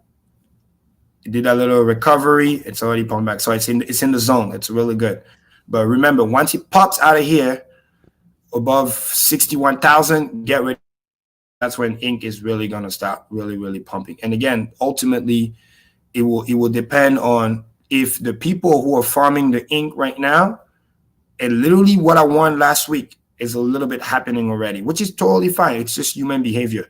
Ink got to what, $3.30 at some point at the peak, or $3.40, and you got people literally making $500,000 a month. So some of those people cashed out, but the volume was still coming in. So what's awesome about that is, like, sooner or later, those people will cash out. Then they run out of coins. The moment they run out of coin, they cannot affect the price anymore. So as long as the buying keeps coming in, because this is genuine buying, that's why I love the analysis Silver the Antidote has been doing in many. It's like, I want to warn and remind everybody, a lot of this pump that's been happening is all organic, genuine for the most part. There's not a lot of OA action, so to speak. So imagine when that organic pumpage continue to happen, and then the OA also gets involved. Once they realize that, all right, cool, there's a lot of ink that's been sold and basically spread out to other people, because that's what you want. You want to create that decentralization. You want less people with, let's say, millions of coins on the ink side, because the supply is limited. You want a lot more wallets, a lot more people owning, a few thousand each. It's just more spread out. That way it allows the price to support itself and continue to rise. And then, God forbid, some of that ink start finding itself into other pools, for whether it is for new coins, token, shit coins, meme coin, I don't care. Or just people who just want to say, you know what, I'm going to hold it just to create a better valuation long term. Then you're going to, or think long term, you're going to start seeing that really, really push. Ink is the same thing as, for those who remember how Hedron works, right?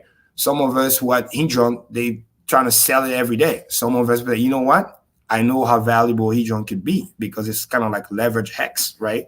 So I'm going to hold it, even though I get it for free. It's the same thing with the communist thing. I'm going to hold it, keep mining it, same thing as a farm.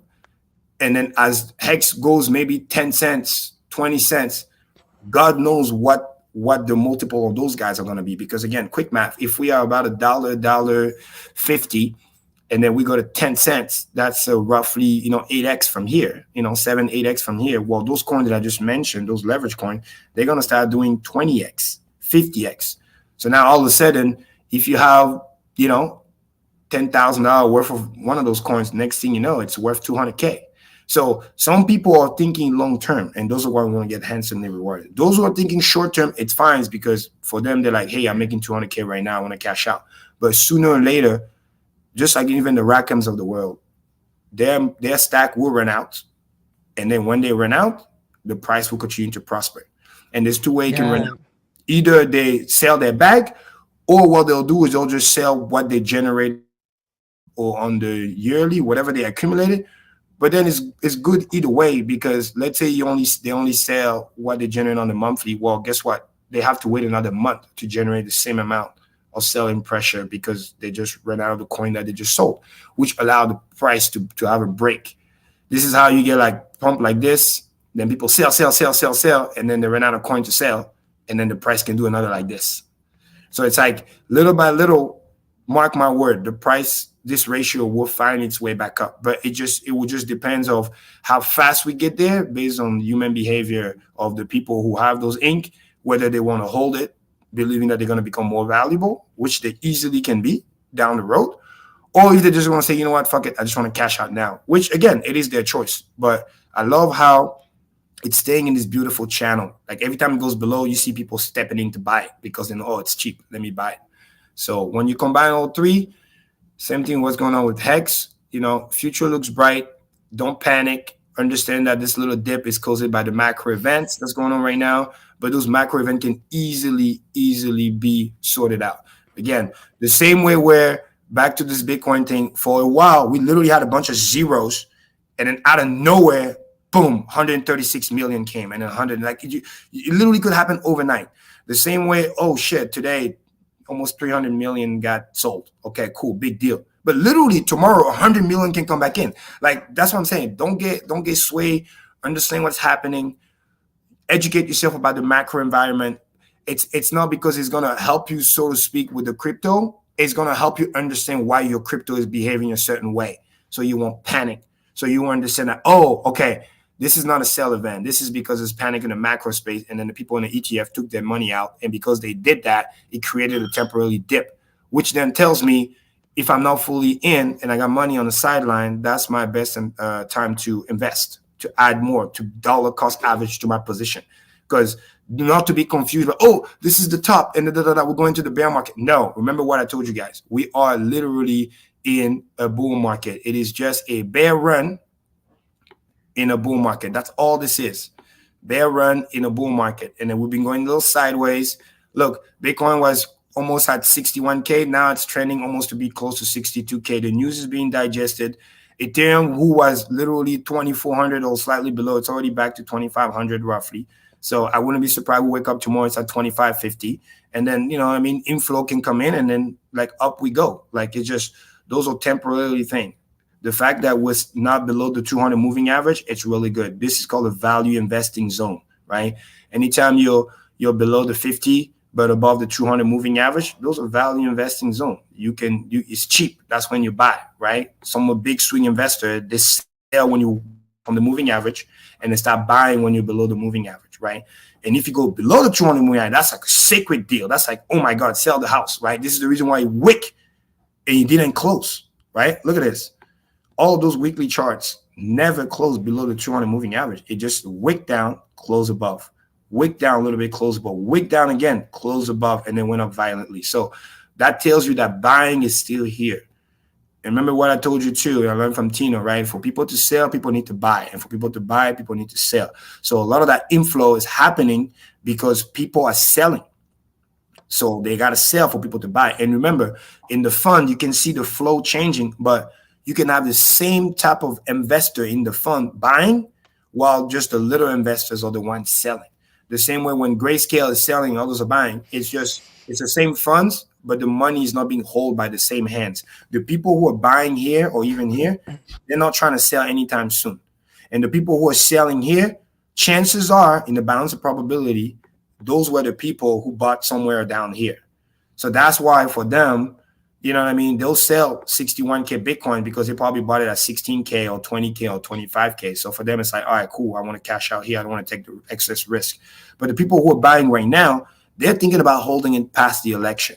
This is the reason why it's good and it's bullish, because the people supporting the price are more long-term believer than short-term believer. Just like in Hex, the mega buying that's been happening on the spree that we've all been witnesses for the past week, the most bullish thing about this, and I want everybody to remember this, clip this, It's not the fact that a lot of money came in, because we know we oversold. We know it's like, oh my God, we're trending. Like, when you look at Hex, like I showed you the other Hex, EHEX could easily be like running to this moving average.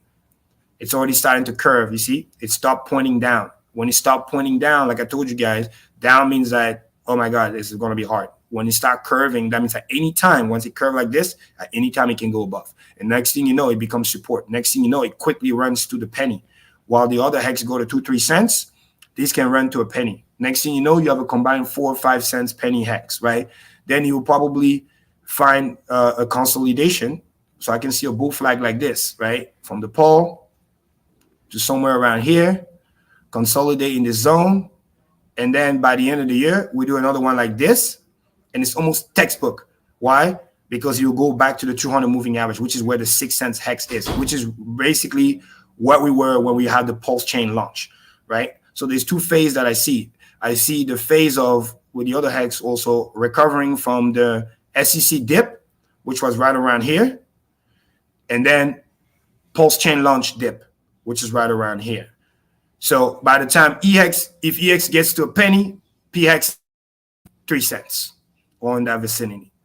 And by the time this guy gets to 6 cents over here, back to the PulseChain zone, the other Hex should easily be around 8 to 10 cents. And this is how the combined Hex will start trending back towards the all-time high, just by recovering the moving averages. First one here, using it as support. And once we have support, that's how algorithmic bots trade. They don't want to take unnecessary risk. They're like, oh my God, we're catching a falling knife. The moment we can take over the moving average and rest on top of it, it's no longer catching a falling knife. Now all of a sudden there's a strategy. Now all of a sudden buying the dip makes sense because you're supported by the moving average. Because again, those are long-term moving average. And remember, I don't play around. I don't do 4 hours. I don't do fucking daily. This is weekly chart. So those 50 moving average, 200 moving average, that's on the weekly chart. This 200 moving average on Hex just got started end of last year. Before that, it didn't exist. And the cool thing about this zone, that's why I draw a line here, it reminds me the zone of when Hex was right here, right after big payday. So once we can recover this zone right here, which is right after the big payday done, when everybody cashed out the little money, whatever, then we went on on a whole month straight pump of roughly more or less, 300% plus. Hex love to go on those 300% run, right? PX is literally showing us that right now. It's doing 200 plus. I wouldn't be surprised if by the end of this week, it will cross that 300+% pump. Then he consolidates, then he runs again. So same thing with this guy over here. Once he recovers the moving average, use it as support the same way he did here, then he goes on a run. So just keep an eye on those things. Right now is just a great massive accumulation zone. It's also a great time to remind all your friends and family and people that you care about. Again, like I always said, find it in your heart. Remind people like, hey, you missed the train once, don't miss it again, because you might regret it. You might not like yourself and you might feel like, oh my God. At least you taking this off of your conscience by letting them know. So 1 week back to all-time high, they're gonna be like, man, he did it again and he didn't tell me. Well, no, I told you. The question now is, are you gonna act on it or not? If you act on it, you're gonna benefit from it. If you don't act on it, that's on you. The same way right around this zone too, we're gonna start closely getting rid of the rest of the coin that Bank Hex have. And once they're done, especially on the way to the penny, it's literally just blue sky breakout. The same way, again, P Hex has already shown us the way, because it literally has that blue sky breakout. You know what I mean? So that's why it's like really, really important to keep that in mind, because there's less things to worry about. And then literally as we speak, it's chugging along really nicely. I kid you not, by tomorrow, end of tomorrow or Thursday, we could be literally at a new all-time high, because again, it's just blue sky. The people who sold primarily already sold. Massive over here. Look at this candle. This was almost 50 million, $48 million candle, $63 million candle. Okay, in terms of volume. This one here, 5 million. You see, that's why I remind you, just like the bullish diversion. Don't look at it like, oh my God, we pumped 50%. Yeah, we did, but we did it with only almost $6 million volume. And mind you, a lot of that was probably people selling, but then the buying just keep pushing it higher afterwards. So they sell, they get ripped by slippage, and then we just close the gate and move back up. So you got 5 million here, almost 6 million. You got 13 million here, so that's a bit nice. Then you got 29 million here, which is a little nicer because, again, a big chunk of the people sold here probably thought, okay, we're not 200%. It's time to cash out. You know what I mean? Those are the people who don't know how Hex actually is. They think 260% is good. Let's cash out. Which, by the way, for their own merit, it's not a bad thing because those are the people who are not used to Hex. They never seen a coin goes up 300% almost in this short period of time. So they're like, oh my God, it's going to go back down. It's going to go back over here. I better cash out now. They don't understand that we who have been here long enough have seen what Hex can actually do. And this is just warming up. This is nothing compared to what it could do. And again, the volume is still very, very low compared to this, right? 63 million, 48 million, right? Those are the candles that you'd be like, all right, cool. Maybe there's a distribution event. Or when we first started, 100 million here, right?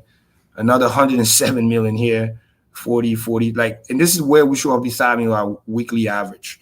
So now we're going to keep having those candles until we get a distribution. And I don't see anything stopping us, even technically, until around this zone here, right around that, the 2 pennies.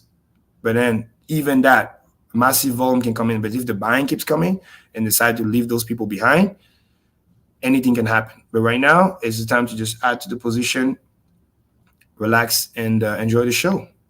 So yeah, thanks for listening. Oh wow, Crispy's here. I didn't. But yeah, listening. This is the macro of today. So appreciate you guys' time. Any comments? I'm ready. I'm ready for nickel hex, baby. Let's go. Yes, sir. I like that. You know, Please provide an exact date and time for this nickel hex. April 1st, 2025. Nice. Shout out to Yellowtail in the chat. Just onboarded 2 ladies. Good job. Awesome. Keep up the good work. That's the key. I bet he did. One of a good friend that we have here in New Orleans, me and you, and we finally got him in. It's perfect time. He's excited right now because he just experienced his first 2x on his portfolio. You know what I mean? He's a doctor, like a Chinese medicine. Really, really cool guy, Justin. So it's like, wow.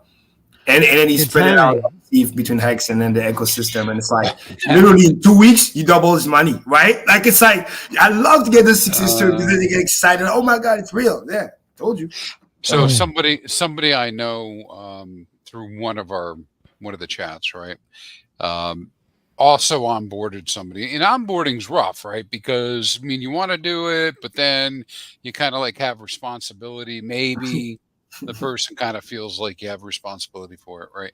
Anyways, this one lady, I won't give any more details unless she wants to talk about it.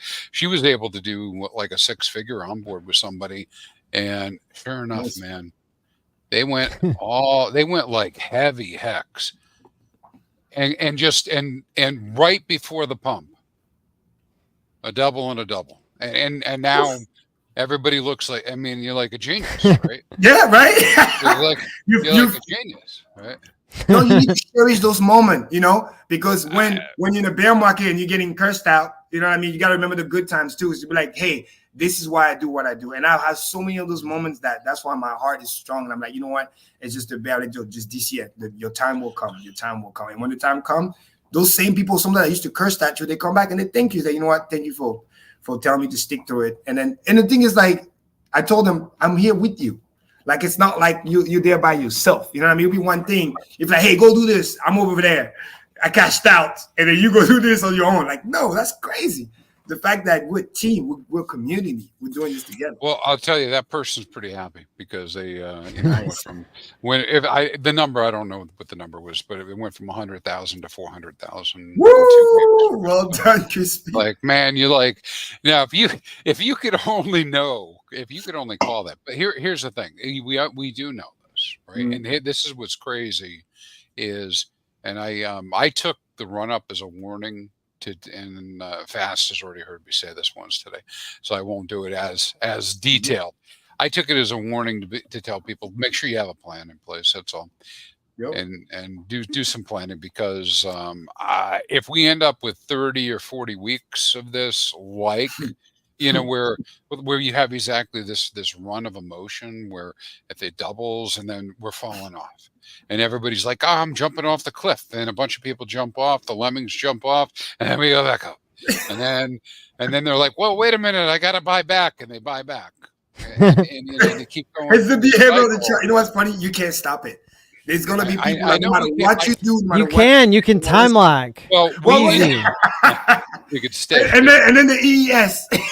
Well, we can affect ourselves, and so there are some people who are listening, and I think the best thing we can do is just make sure they understand to the best we can communicate it. Exactly. This stuff is limited time. We don't know if it's a year and a half. We don't know if it's a year.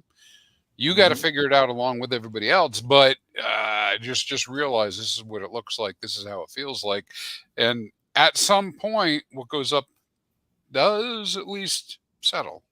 Exactly. Doesn't always just keep going up. It probably comes down at some point.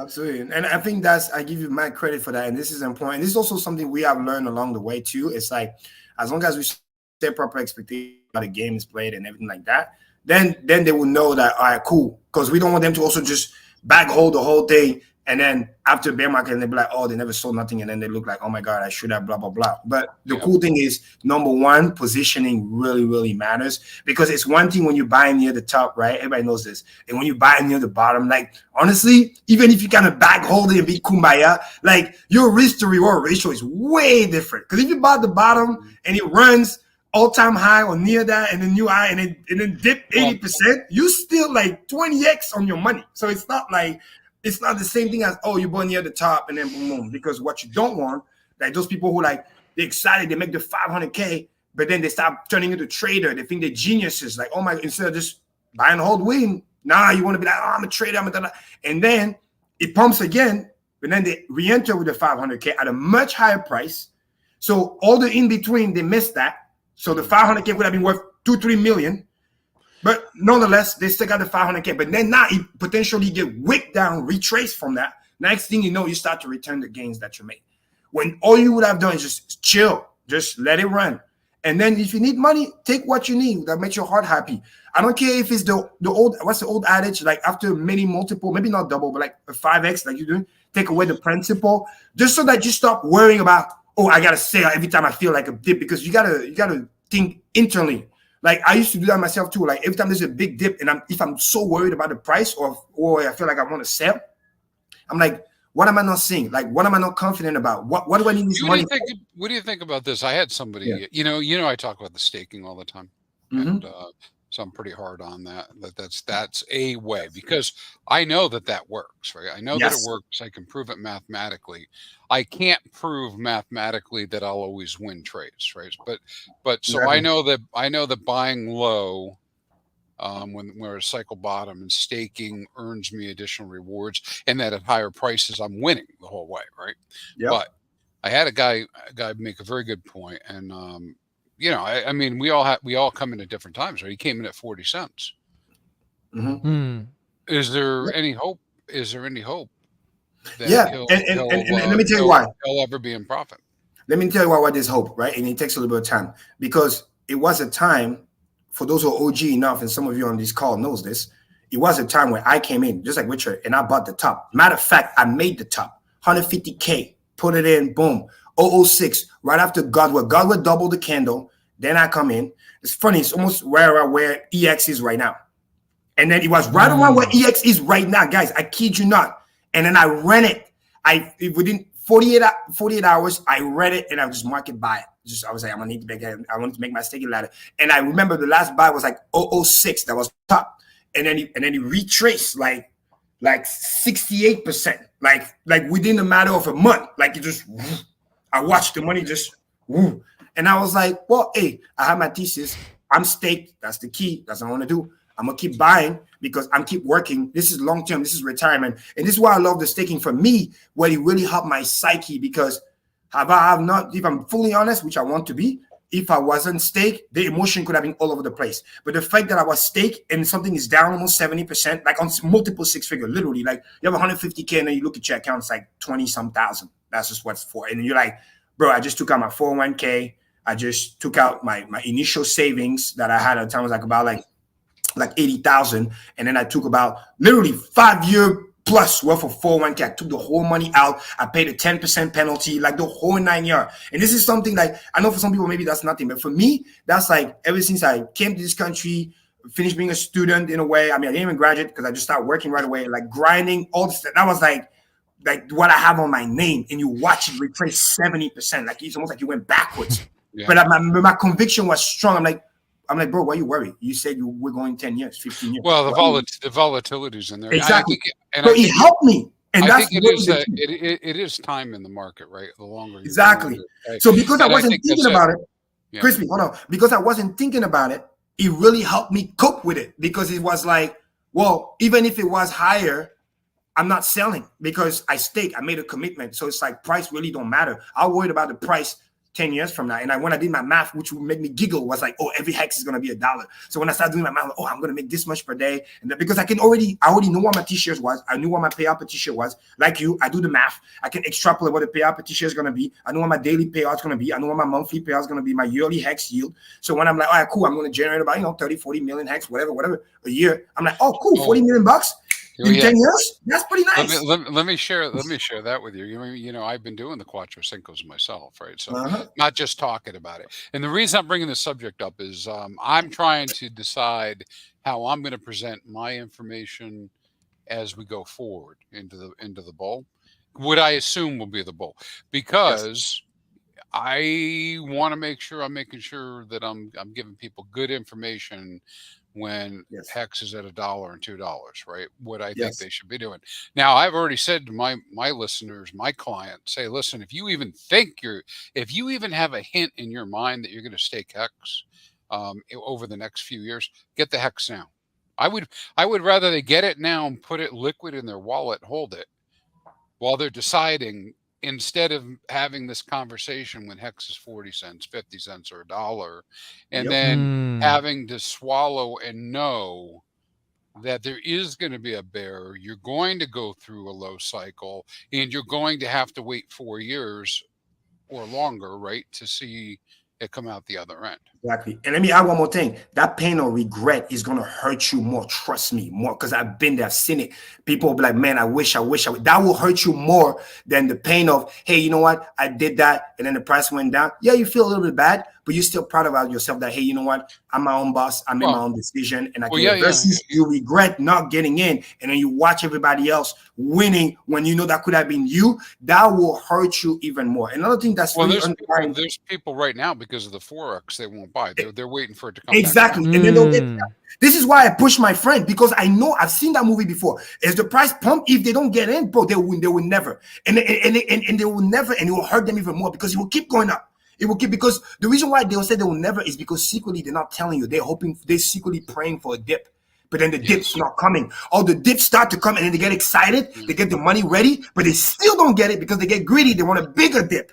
So now they see a 20% dip. They're like, oh, it's going to be 30, 50%. But they don't understand that hex does that all the time. It does 20%, then it pumps 40. So crypto will do that all the time. Exactly. But hex especially, it could literally dip 20% in the morning. By the afternoon, it recovers. Remember the chart that I just showed earlier when I was showing the hex chart? Remember, it's a weekly chart. That little spike that I showed, the little thing down that got recovered, that was 30% dip. It went to literally 0.156, the top. Then it wicked all the way down to 0.129. And people don't look at it like that because Cream, it's a penny 2 and a penny 3 and then a penny 5. No. Not too long ago, it was at 0.003. So from 0.003 to 0.006, that's a double. So when you see a penny 2 to a penny 5, that 0.003 spread, that's what you used to call a double. Like, you know what I mean? Like another thing where from my other friends who are like big investors, I explained to them like, wow, like I don't stress, because I showed them the dream account. Like in a matter of a month, it went up over $1 million. But I told them, like, I've seen that valuation and more before. It's just going back to where it belonged. And that's why I told them, where it's like, when you have long-term mindset, 10-year, 15-year, that's very hidden powerful. Hex Clip, if you're watching, this is for you. What's so powerful about the long duration is because I'm able to visualize literally 2 to 3 bull to bear market. So in other words, it really calms me down where I'm not worried about all the bear market, this and that, because I'm factoring in my equation the bear market. I'm going to be accumulating massive in the bull market. Price is going to go insane. I saw my wallet almost $60 million. That was crazy. And I was just like, it's just nice to have a little bragging, right? But I know I'm not selling nothing. So it's like, who cares, right? Because this is not the ending of the state. Then I see it go all the way down. And I'm like, okay, cool. Who cares? I'm not selling. It doesn't matter. But every time the bear market comes into the cycles, my hex growing is going exponentially. It's insane. The payout, the penalties, the payout per t-shirt. I remember the day when it was 2 hex per t-shirt. Maybe you guys forgot, but I didn't. Now it's at 7. Some days 8. Really steady 7+. What do you think is going to happen when it's at 10, 9, 11? Like it keeps going up. And then now what's going to happen is we're going to get another market cycle. Bitcoin's going to do what it does. Ethereum's going to do what it do because government's going to print money. They're going to print money. So what we're looking at like, oh, this is the bear market. What if it never goes there? Bro, it's because I dare say it's because your time frame is too small. When you have a bigger time frame, it becomes easily believable, easily possible. We have seen it. We have been there. And even the people who are new to Hex, if they're not new to crypto, they've seen it with another coin. They've seen it with the Tron of the world, the XRP of the world, the Cardano of the world, the coin that people thought, oh, it would never come back. And then they did. The Doge of the world, when it was like, remember Doge, big bear market, stayed flat for like 2 years. Nobody cared. And then one time, Elon came back, revived the whole thing. So let me ask, let me ask Fast Abdul, what was your entry price with Hex? Oh, there's quite a range. I think I remember buying like 15-cent Hex and thinking that was a pretty good deal. And I remember buying 11-cent Hex and thinking that was a pretty good deal. Was it on the way up or on the way down? Both. Yeah, and nice. yeah, I didn't touch any 50-cent Hex one way or another. I neither sold nor bought 50-cent Hex. I bought 42. I think I even bought 48. Wow. Power move, man. Yeah. No, I bought all around. But it's like bragging rights. Yeah. Yes. But primarily, I would say for big amounts at the highest, obviously people know I started at 006, but again, I just went and stake it. But I bought a lot around 18, 20, because again, sacrifice phase at the time, because most of my liquid Hex I just stake, because I hate dormant capital. When I have it, I just stake it. So it's like, I'm just bringing new capital to do. And then it was smart because I was coming in, buy the Hex, and the price was rising. And then I just sacrificed. Just like we talked about it on the show. We told people, ride the wave, get your high valuation, sacrifice the baby. That's it. So that's how we started. We started this Tuesday night show, Kareem, Wills, Only, and I, at a third of a penny. And it's come full circle. You had another chance. I'll do another 50x. Don't worry. You had another chance. So now it's time to do another 100x from there. So absolutely. With that being said, I know we're going to play the 6-minute outro here. And so for now, let's go around the room and tell people where to find you, starting with Kareem. Yeah, sounds good. Oh, one last thing. Crispy, to answer your question, sorry, I forgot. For your friend, just tell them bigger time preference, longer, it will come back. Trust me. Even the 40 cents people, whoever is bought at 40 cents, if you're watching, tell your friend, hey, it's long term. Remember why we started this. You know what I mean? And then if you need me to talk to them, I'm available. There's no problem. Because again, use my story. Literally, it was 006 for those who remember. Then it literally went like down 90% for like over a year. You know what I mean? And then he started to recover. And when he recovered, he started running. Now, granted, some people, maybe it's more than me. Me, my biggest bear market on the top to pre was like about 1.5 years, almost 2 years. Some people have experienced almost 2.5 years from, when they bought too low. But what I know from my past experiences, when he started to recover and he went within a year, we went back to that zone and above. So now that we're starting to recover, in a balance of probability, I'm not saying it's guaranteed, but in a balance of probability, now that you see the recovery, and if you continue to dollar cost average on the way down, like I did to lower my cost basis, like I know some of those people at 40 cents did, RG Friend definitely did, that you're helping yourself getting closer to your cost basis. And then when you rise back up, you'll be so proud of yourself that you delayed gratification, which is really cool. You got your money back, and now you start to earn excess before even getting to the price where you buy. And if you stake, which you should have to save time, that extra yield that you're getting every day is acting as if you're buying the dip. So that's why it's very important. I remember I call it buying the dip while you're stake. It's like that because you're getting more units as if you were buying more. So yeah, and you can find me, Your Magic, on Twitter or Kareem Crypto 45 on IG. Happy to talk to anybody. So just come correct, be cool. And stay the course. We got this. Stake day and chill. Hell yeah. Steak, bacon, chill. Crispy, where can people find you? I'm staking and baking. Man, I'm smoking. Hey, Yeah. Hexfire.io. Come check it out. Come check out the website. Come check out the memberships. Moving deep into data over there now as we prepare for this event that's going to take place over the next 12 to 18 months, right? Yeah. And just being best prepared. For anybody, just because I didn't get a chance to mention it, if you did not get any 2039 T-shares, time will not wait for you. You have less than 2 weeks to make a Quattro Cinco stake in 2039, and that'll put you at the end of December of 2039. And shortly, we will begin tracking 2040. So about 2 weeks. About 2 weeks, so sometime around the 15th, 16th of October. I didn't do the math. 15th, 16th of October.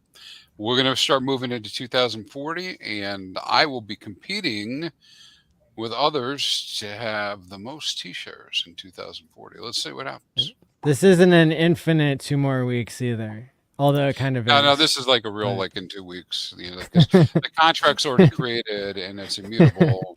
And as far as I know, nobody's figured out how to stop time. So we haven't gotten there yet, right? So we're just going to move forward.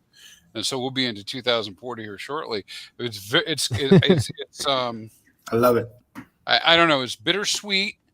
I think that people are very interested in staking Hex, and I think that we have very strong interest. It's just not the interest that I think is warranted. It's not enough, but that's okay, because those of us who have staked, we're just gonna have a ton more reward. Exactly. For a longer period of time.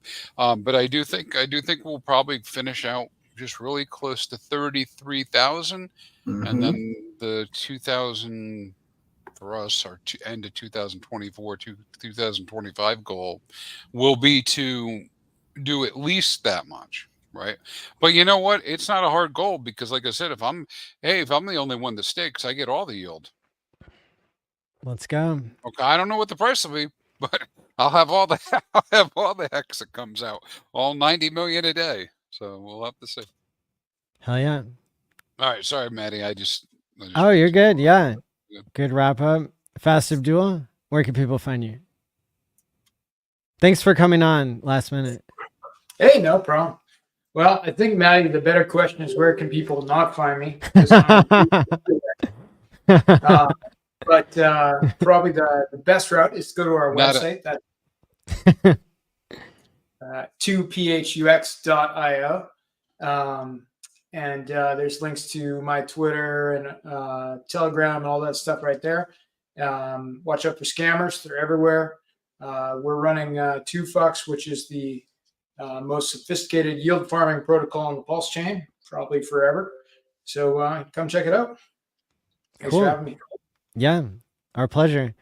And we'll be back here next week on Tuesday. Of course, I have announced tonight that I'm taking orders for this new PulseChain onboarding tool and collectible, the solidusKey.com. So you can go to solidusKey.com to find out the details to place your order. And there's details in the description and pinned on YouTube. So with that being said, I'm going to kick off a 6-minute podcast between two AI podcasters. These are people that are not real. They do not exist, but they've heard about PulseChain, and they're going to talk a little bit about the PulseChain coin I've created. Can we do mystery science theater style, so we can like comment on them while they're going, or no? Yeah. Okay. That'd be great. Fun. That would make it a little bit different than the well, you tell me. Version I posted. I don't want to ruin it for you. No, that's great. Then it'll be a little bit different than the version I posted on Twitter. I haven't seen the bots yet. Yeah, let's do it. That's awesome. Yeah, let's do it. And then shout out to everybody in the chat. Thanks for being here. You guys are awesome. Yeah. Hit the like and subscribe button.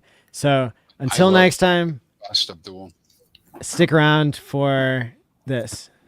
Yes. Ever get that feeling? Picking up like an old coin, something with some history to it, you can kind of feel the weight, you know, like it's got a story to tell. Yeah, definitely. Well, imagine that, but it's not just about the past. It's like this coin unlocks something about the future of money, right? Wow. Money. Yeah. That's the idea behind Solidusky, and that's what we're diving into today. It's a cool idea for sure. They pronounce it Blending weird. something old school like coins I with like how they talk to cryptocurrency, each other. which is all about the cutting edge. It really makes you think about It's how like we see engaging. value, right? Like what's tangible, what's digital, all of that. Totally. So we're looking at a Medium article they've got, and also this product About booklet, this good. all about Solidusky. And gotta say, they don't hold back on the big promises. Right from the start, they call Solidusky No both a collectible expectations. and an educational tool.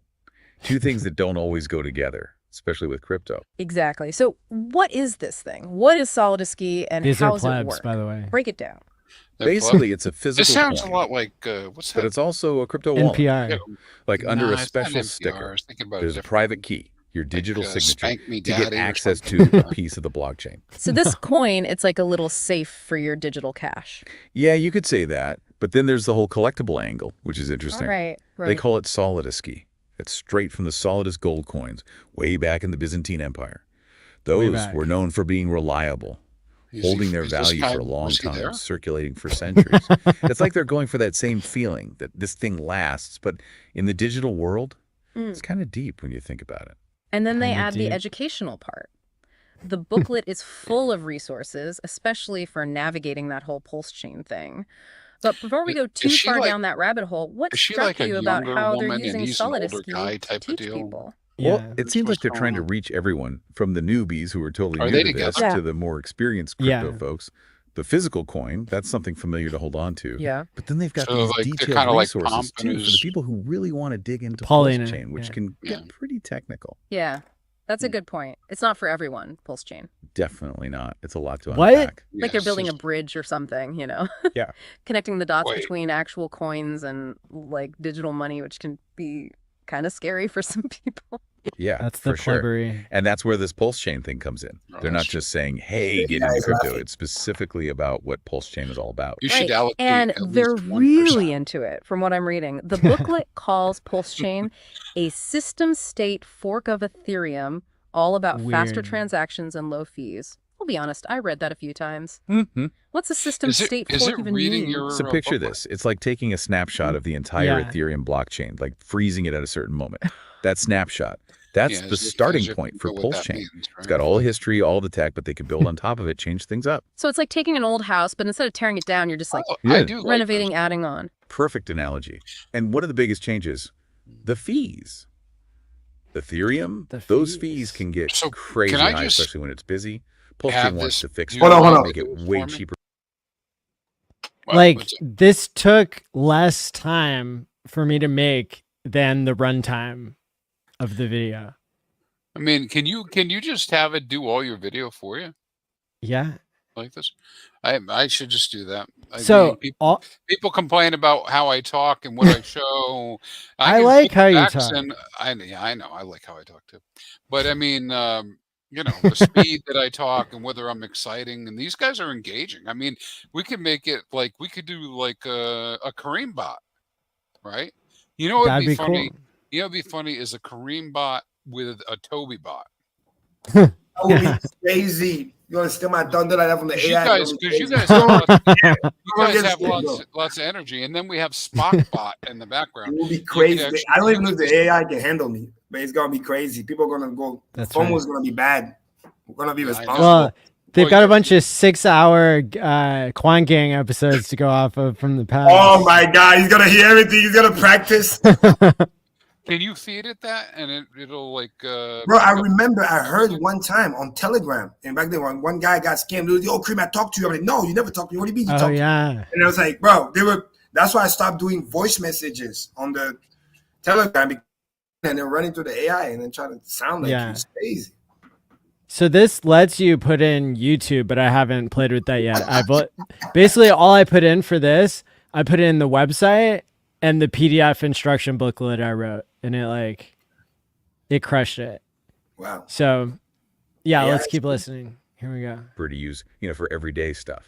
Makes sense. And it's quicker too, right? The transactions. Exactly. PulseChain is built for speed, so less waiting around for confirmations and all that, which matters if you're actually using it, whether you're a regular Yeah. person or a business. So Solidusky, Matters. it's like the easy button to get into this whole PulseChain thing. Faster, cheaper. That's the pitch. And they're saying you can use these coins with stuff on both blockchains, actually. So PLS, PLSX, ETH. Okay, now you're just using the secret crypto language on me. All right, sir. You mentioned earlier there's even more info about PulseChain in here. Like, what kind of resources are we talking? They made a whole list, actually. Websites, I'm articles, gonna sink even some video liquidity in a tutorials, minute. all about how PulseChain works. It's like, if you wanted to learn this stuff fast, here's your crash course. That's actually pretty smart. They're not just saying, here's your coin, good luck out there. They want you to understand it, which is important with this stuff. Thank you. Definitely. Wow. It shows they care about more than just getting people to buy the coin, right? They want them to be Maddie informed. does. He sent a They even book. talk about the downsides, the risks that come with crypto, which I got to What? say is a good look. Speaking of downsides, that's what I want to dig into a little bit now. Yeah, it's good they're not pretending there's no risks, you know? Makes them seem more legit, I think. Totally. Honesty is important, especially with crypto. It can be a bit of a jungle out there. Is there any honesty Anyway, if you're not one of the real? first things they mentioned is that saying, Is that not your keys, not your coins. So so the way I found this is this is I what- saw this it- is wicked cool. I saw it on Twitter, and somebody had done one where these two voice actor AI people are realizing that they're AIs and that they are going to die someday, and they're going through this like existential dread. And it got like a couple million views on Twitter. But then I came across it again, and I was like, oh, that's actually a tool that anybody can use. Cool. Just wow. I could see. I like that it's kind of reading off of that, and so it's what it's showing us right now is kind of, well, it might be more intricate than I think, but kind of lightish kind of analysis, right? But it's going through your script of this is what the thing says, and it's self-generating the banter. You didn't tell it to banter. It's correct. It's bantering, right? Yeah. And so I'm thinking in my head, I'm thinking on the other end, like I'm using Chat GPT all the time. I mean, for like some deep study stuff, where I'm teaching it about X and giving it data and telling it to learn and to remember and just going layer and layer and layer deep into it. Man, I guess the world is going to change over the next 3 years. We'll probably look up and be like, oh my God, do you remember when we used to stream ourselves? Right. So I gave it access to my entire blog, and it got some things wrong. Let's just say the freedom to sign sacrifice was a little bit too complicated for even AI to understand. I couldn't read it and understand it, so yeah, I could see. But it was really interesting that it got a lot of my main points. The one thing it got confused on with Hex was it was thinking that like my whole pitch of like Hex being good for people's mental health meant that like Hex is not volatile. And so it was making this like weird untrue argument about Hex not being volatile because it was thinking in Hex terms instead of dollar terms and stuff. So But Maddie, hold on, pause. That's this version of the AI. AI from 2030. Or like in a month. In a month. It'll be you mean this? Hey, cool. Next thing you know, you guys, we don't need you no more. Go over there. Listen, when the singularity hits, we might not care. So, I don't know. How People fast pay that's for going. in person. at this Classic point. crypto saying. What's that all about for people who are new to this? So it means basically if you don't control those private keys, you don't really own your crypto. It's like Damn you right. might have the coin, but someone else has the key. Yeah. Kind of. And even though Solidity is all about convenience, having that physical coin, they do say for big money, you need more serious security. So this Yeah. isn't replacing those hardware wallets, the ones that look like little USB sticks? Nope. Solidity, it's more like your first step into crypto, dip your toes in the water kind of thing. For the big leagues, hardware wallets are still the way to go. Much safer. Different tools for different jobs, right? I like that they're upfront about that. So thinking about who this is for, we've talked about beginners, people who already know crypto, history buffs even. Who do you think Solidity really wants to reach? It's a good question. Think about someone who's always been a bit curious about crypto, right? Yeah. But all the technical stuff, the risk of losing money, it's always scared them off. That's who Solidity seems perfect for. It's tangible, not just numbers on a screen. And they give you the info to actually understand it, so you're not just guessing. Like a crypto starter pack. You get the coin, the learning material, and a way into PulseChain, which they claim is faster and cheaper. Exactly. Yeah. But even if you're already into crypto, it's Yeah. cool collectible, especially with the whole Solidus coin connection. It's something you can actually hold, talk about with other people who get it. Makes you wonder, right? Does holding something physical make us think it's more valuable, even if it's digital? Like, our brains are Yes. weird. For sure, it blurs the Whoa. lines. And it's part of this I bigger don't think trend. you you know? have one, but Old school inspiration meeting futuristic tech. What does that mean for the future of money? Will we see more of this? Mixing the tangible and the Yes. digital. Lots to I think think I about. saw her at the gym. And while we don't have all the answers, at least we've got a place to start. We've dug into Solidus, the what, the how, the why. Hopefully this got your brains going, made you want to learn more on your own. Definitely. Crypto's always changing, so keep learning, keep exploring. Who knows, maybe you'll be the one changing the game next. Until next time, keep those brains buzzing, and we'll catch you on the next deep dive. Yeah. Well done. All right. That's pretty cool. It was Yeah. It's pretty cool. pretty cool. I don't, you know, I will say this about the whole AI stuff, right? That was very cool, but like you noted, we're not, AI is not quite there yet. in that you got to go double check stuff. Like I've been, Of course. I've had hours long. This actually make me sound like an idiot, but I've had hour long conversations that are very circular with the AI. Mm. You know, where I go from And woke. I have problem A, and it says, hey, no, let's do solution B, and I go, okay, and we go do it, and it doesn't work, and then I say that didn't work, and it gives me C. And then C doesn't work. And I'm like, I don't know what's going on here. Why doesn't it work? And so then it gives me A. Yeah. And then I just end up I'm right back to where I started, because even though it simulates human language and like it's not somebody who's thinking yet, maybe someday, but not yet. Not yet. And so all it knows is to go back to, it's only got a certain set of rules. It finally gets back to the original rules. It's like, hey, dummy, just do it like this. That didn't work, And it doesn't say dummy though. Kareem. Well, like the early version I noticed would be it would always try to write like a reporter, like to try to give like the absolute opposite point of view at the end. And so it'd be, normally it would end something like this as like, but crypto's risky, so you shouldn't try it or something. And like it didn't exactly do that, which is a sign that it's probably getting a little bit smarter. So anyway, thanks for tuning in, everybody. Thanks for checking out the coin and all that good kind of stuff. You can DM me on Twitter, x.com/MATI all in to get your coin before they run out. And until next time, stake wisely, my friends, and peace out. Stay crispy. I'll see you at the next 1.5x. How about that? Well, it takes at least 20 days to double, right? So it's like 1 1/3x week to week, right?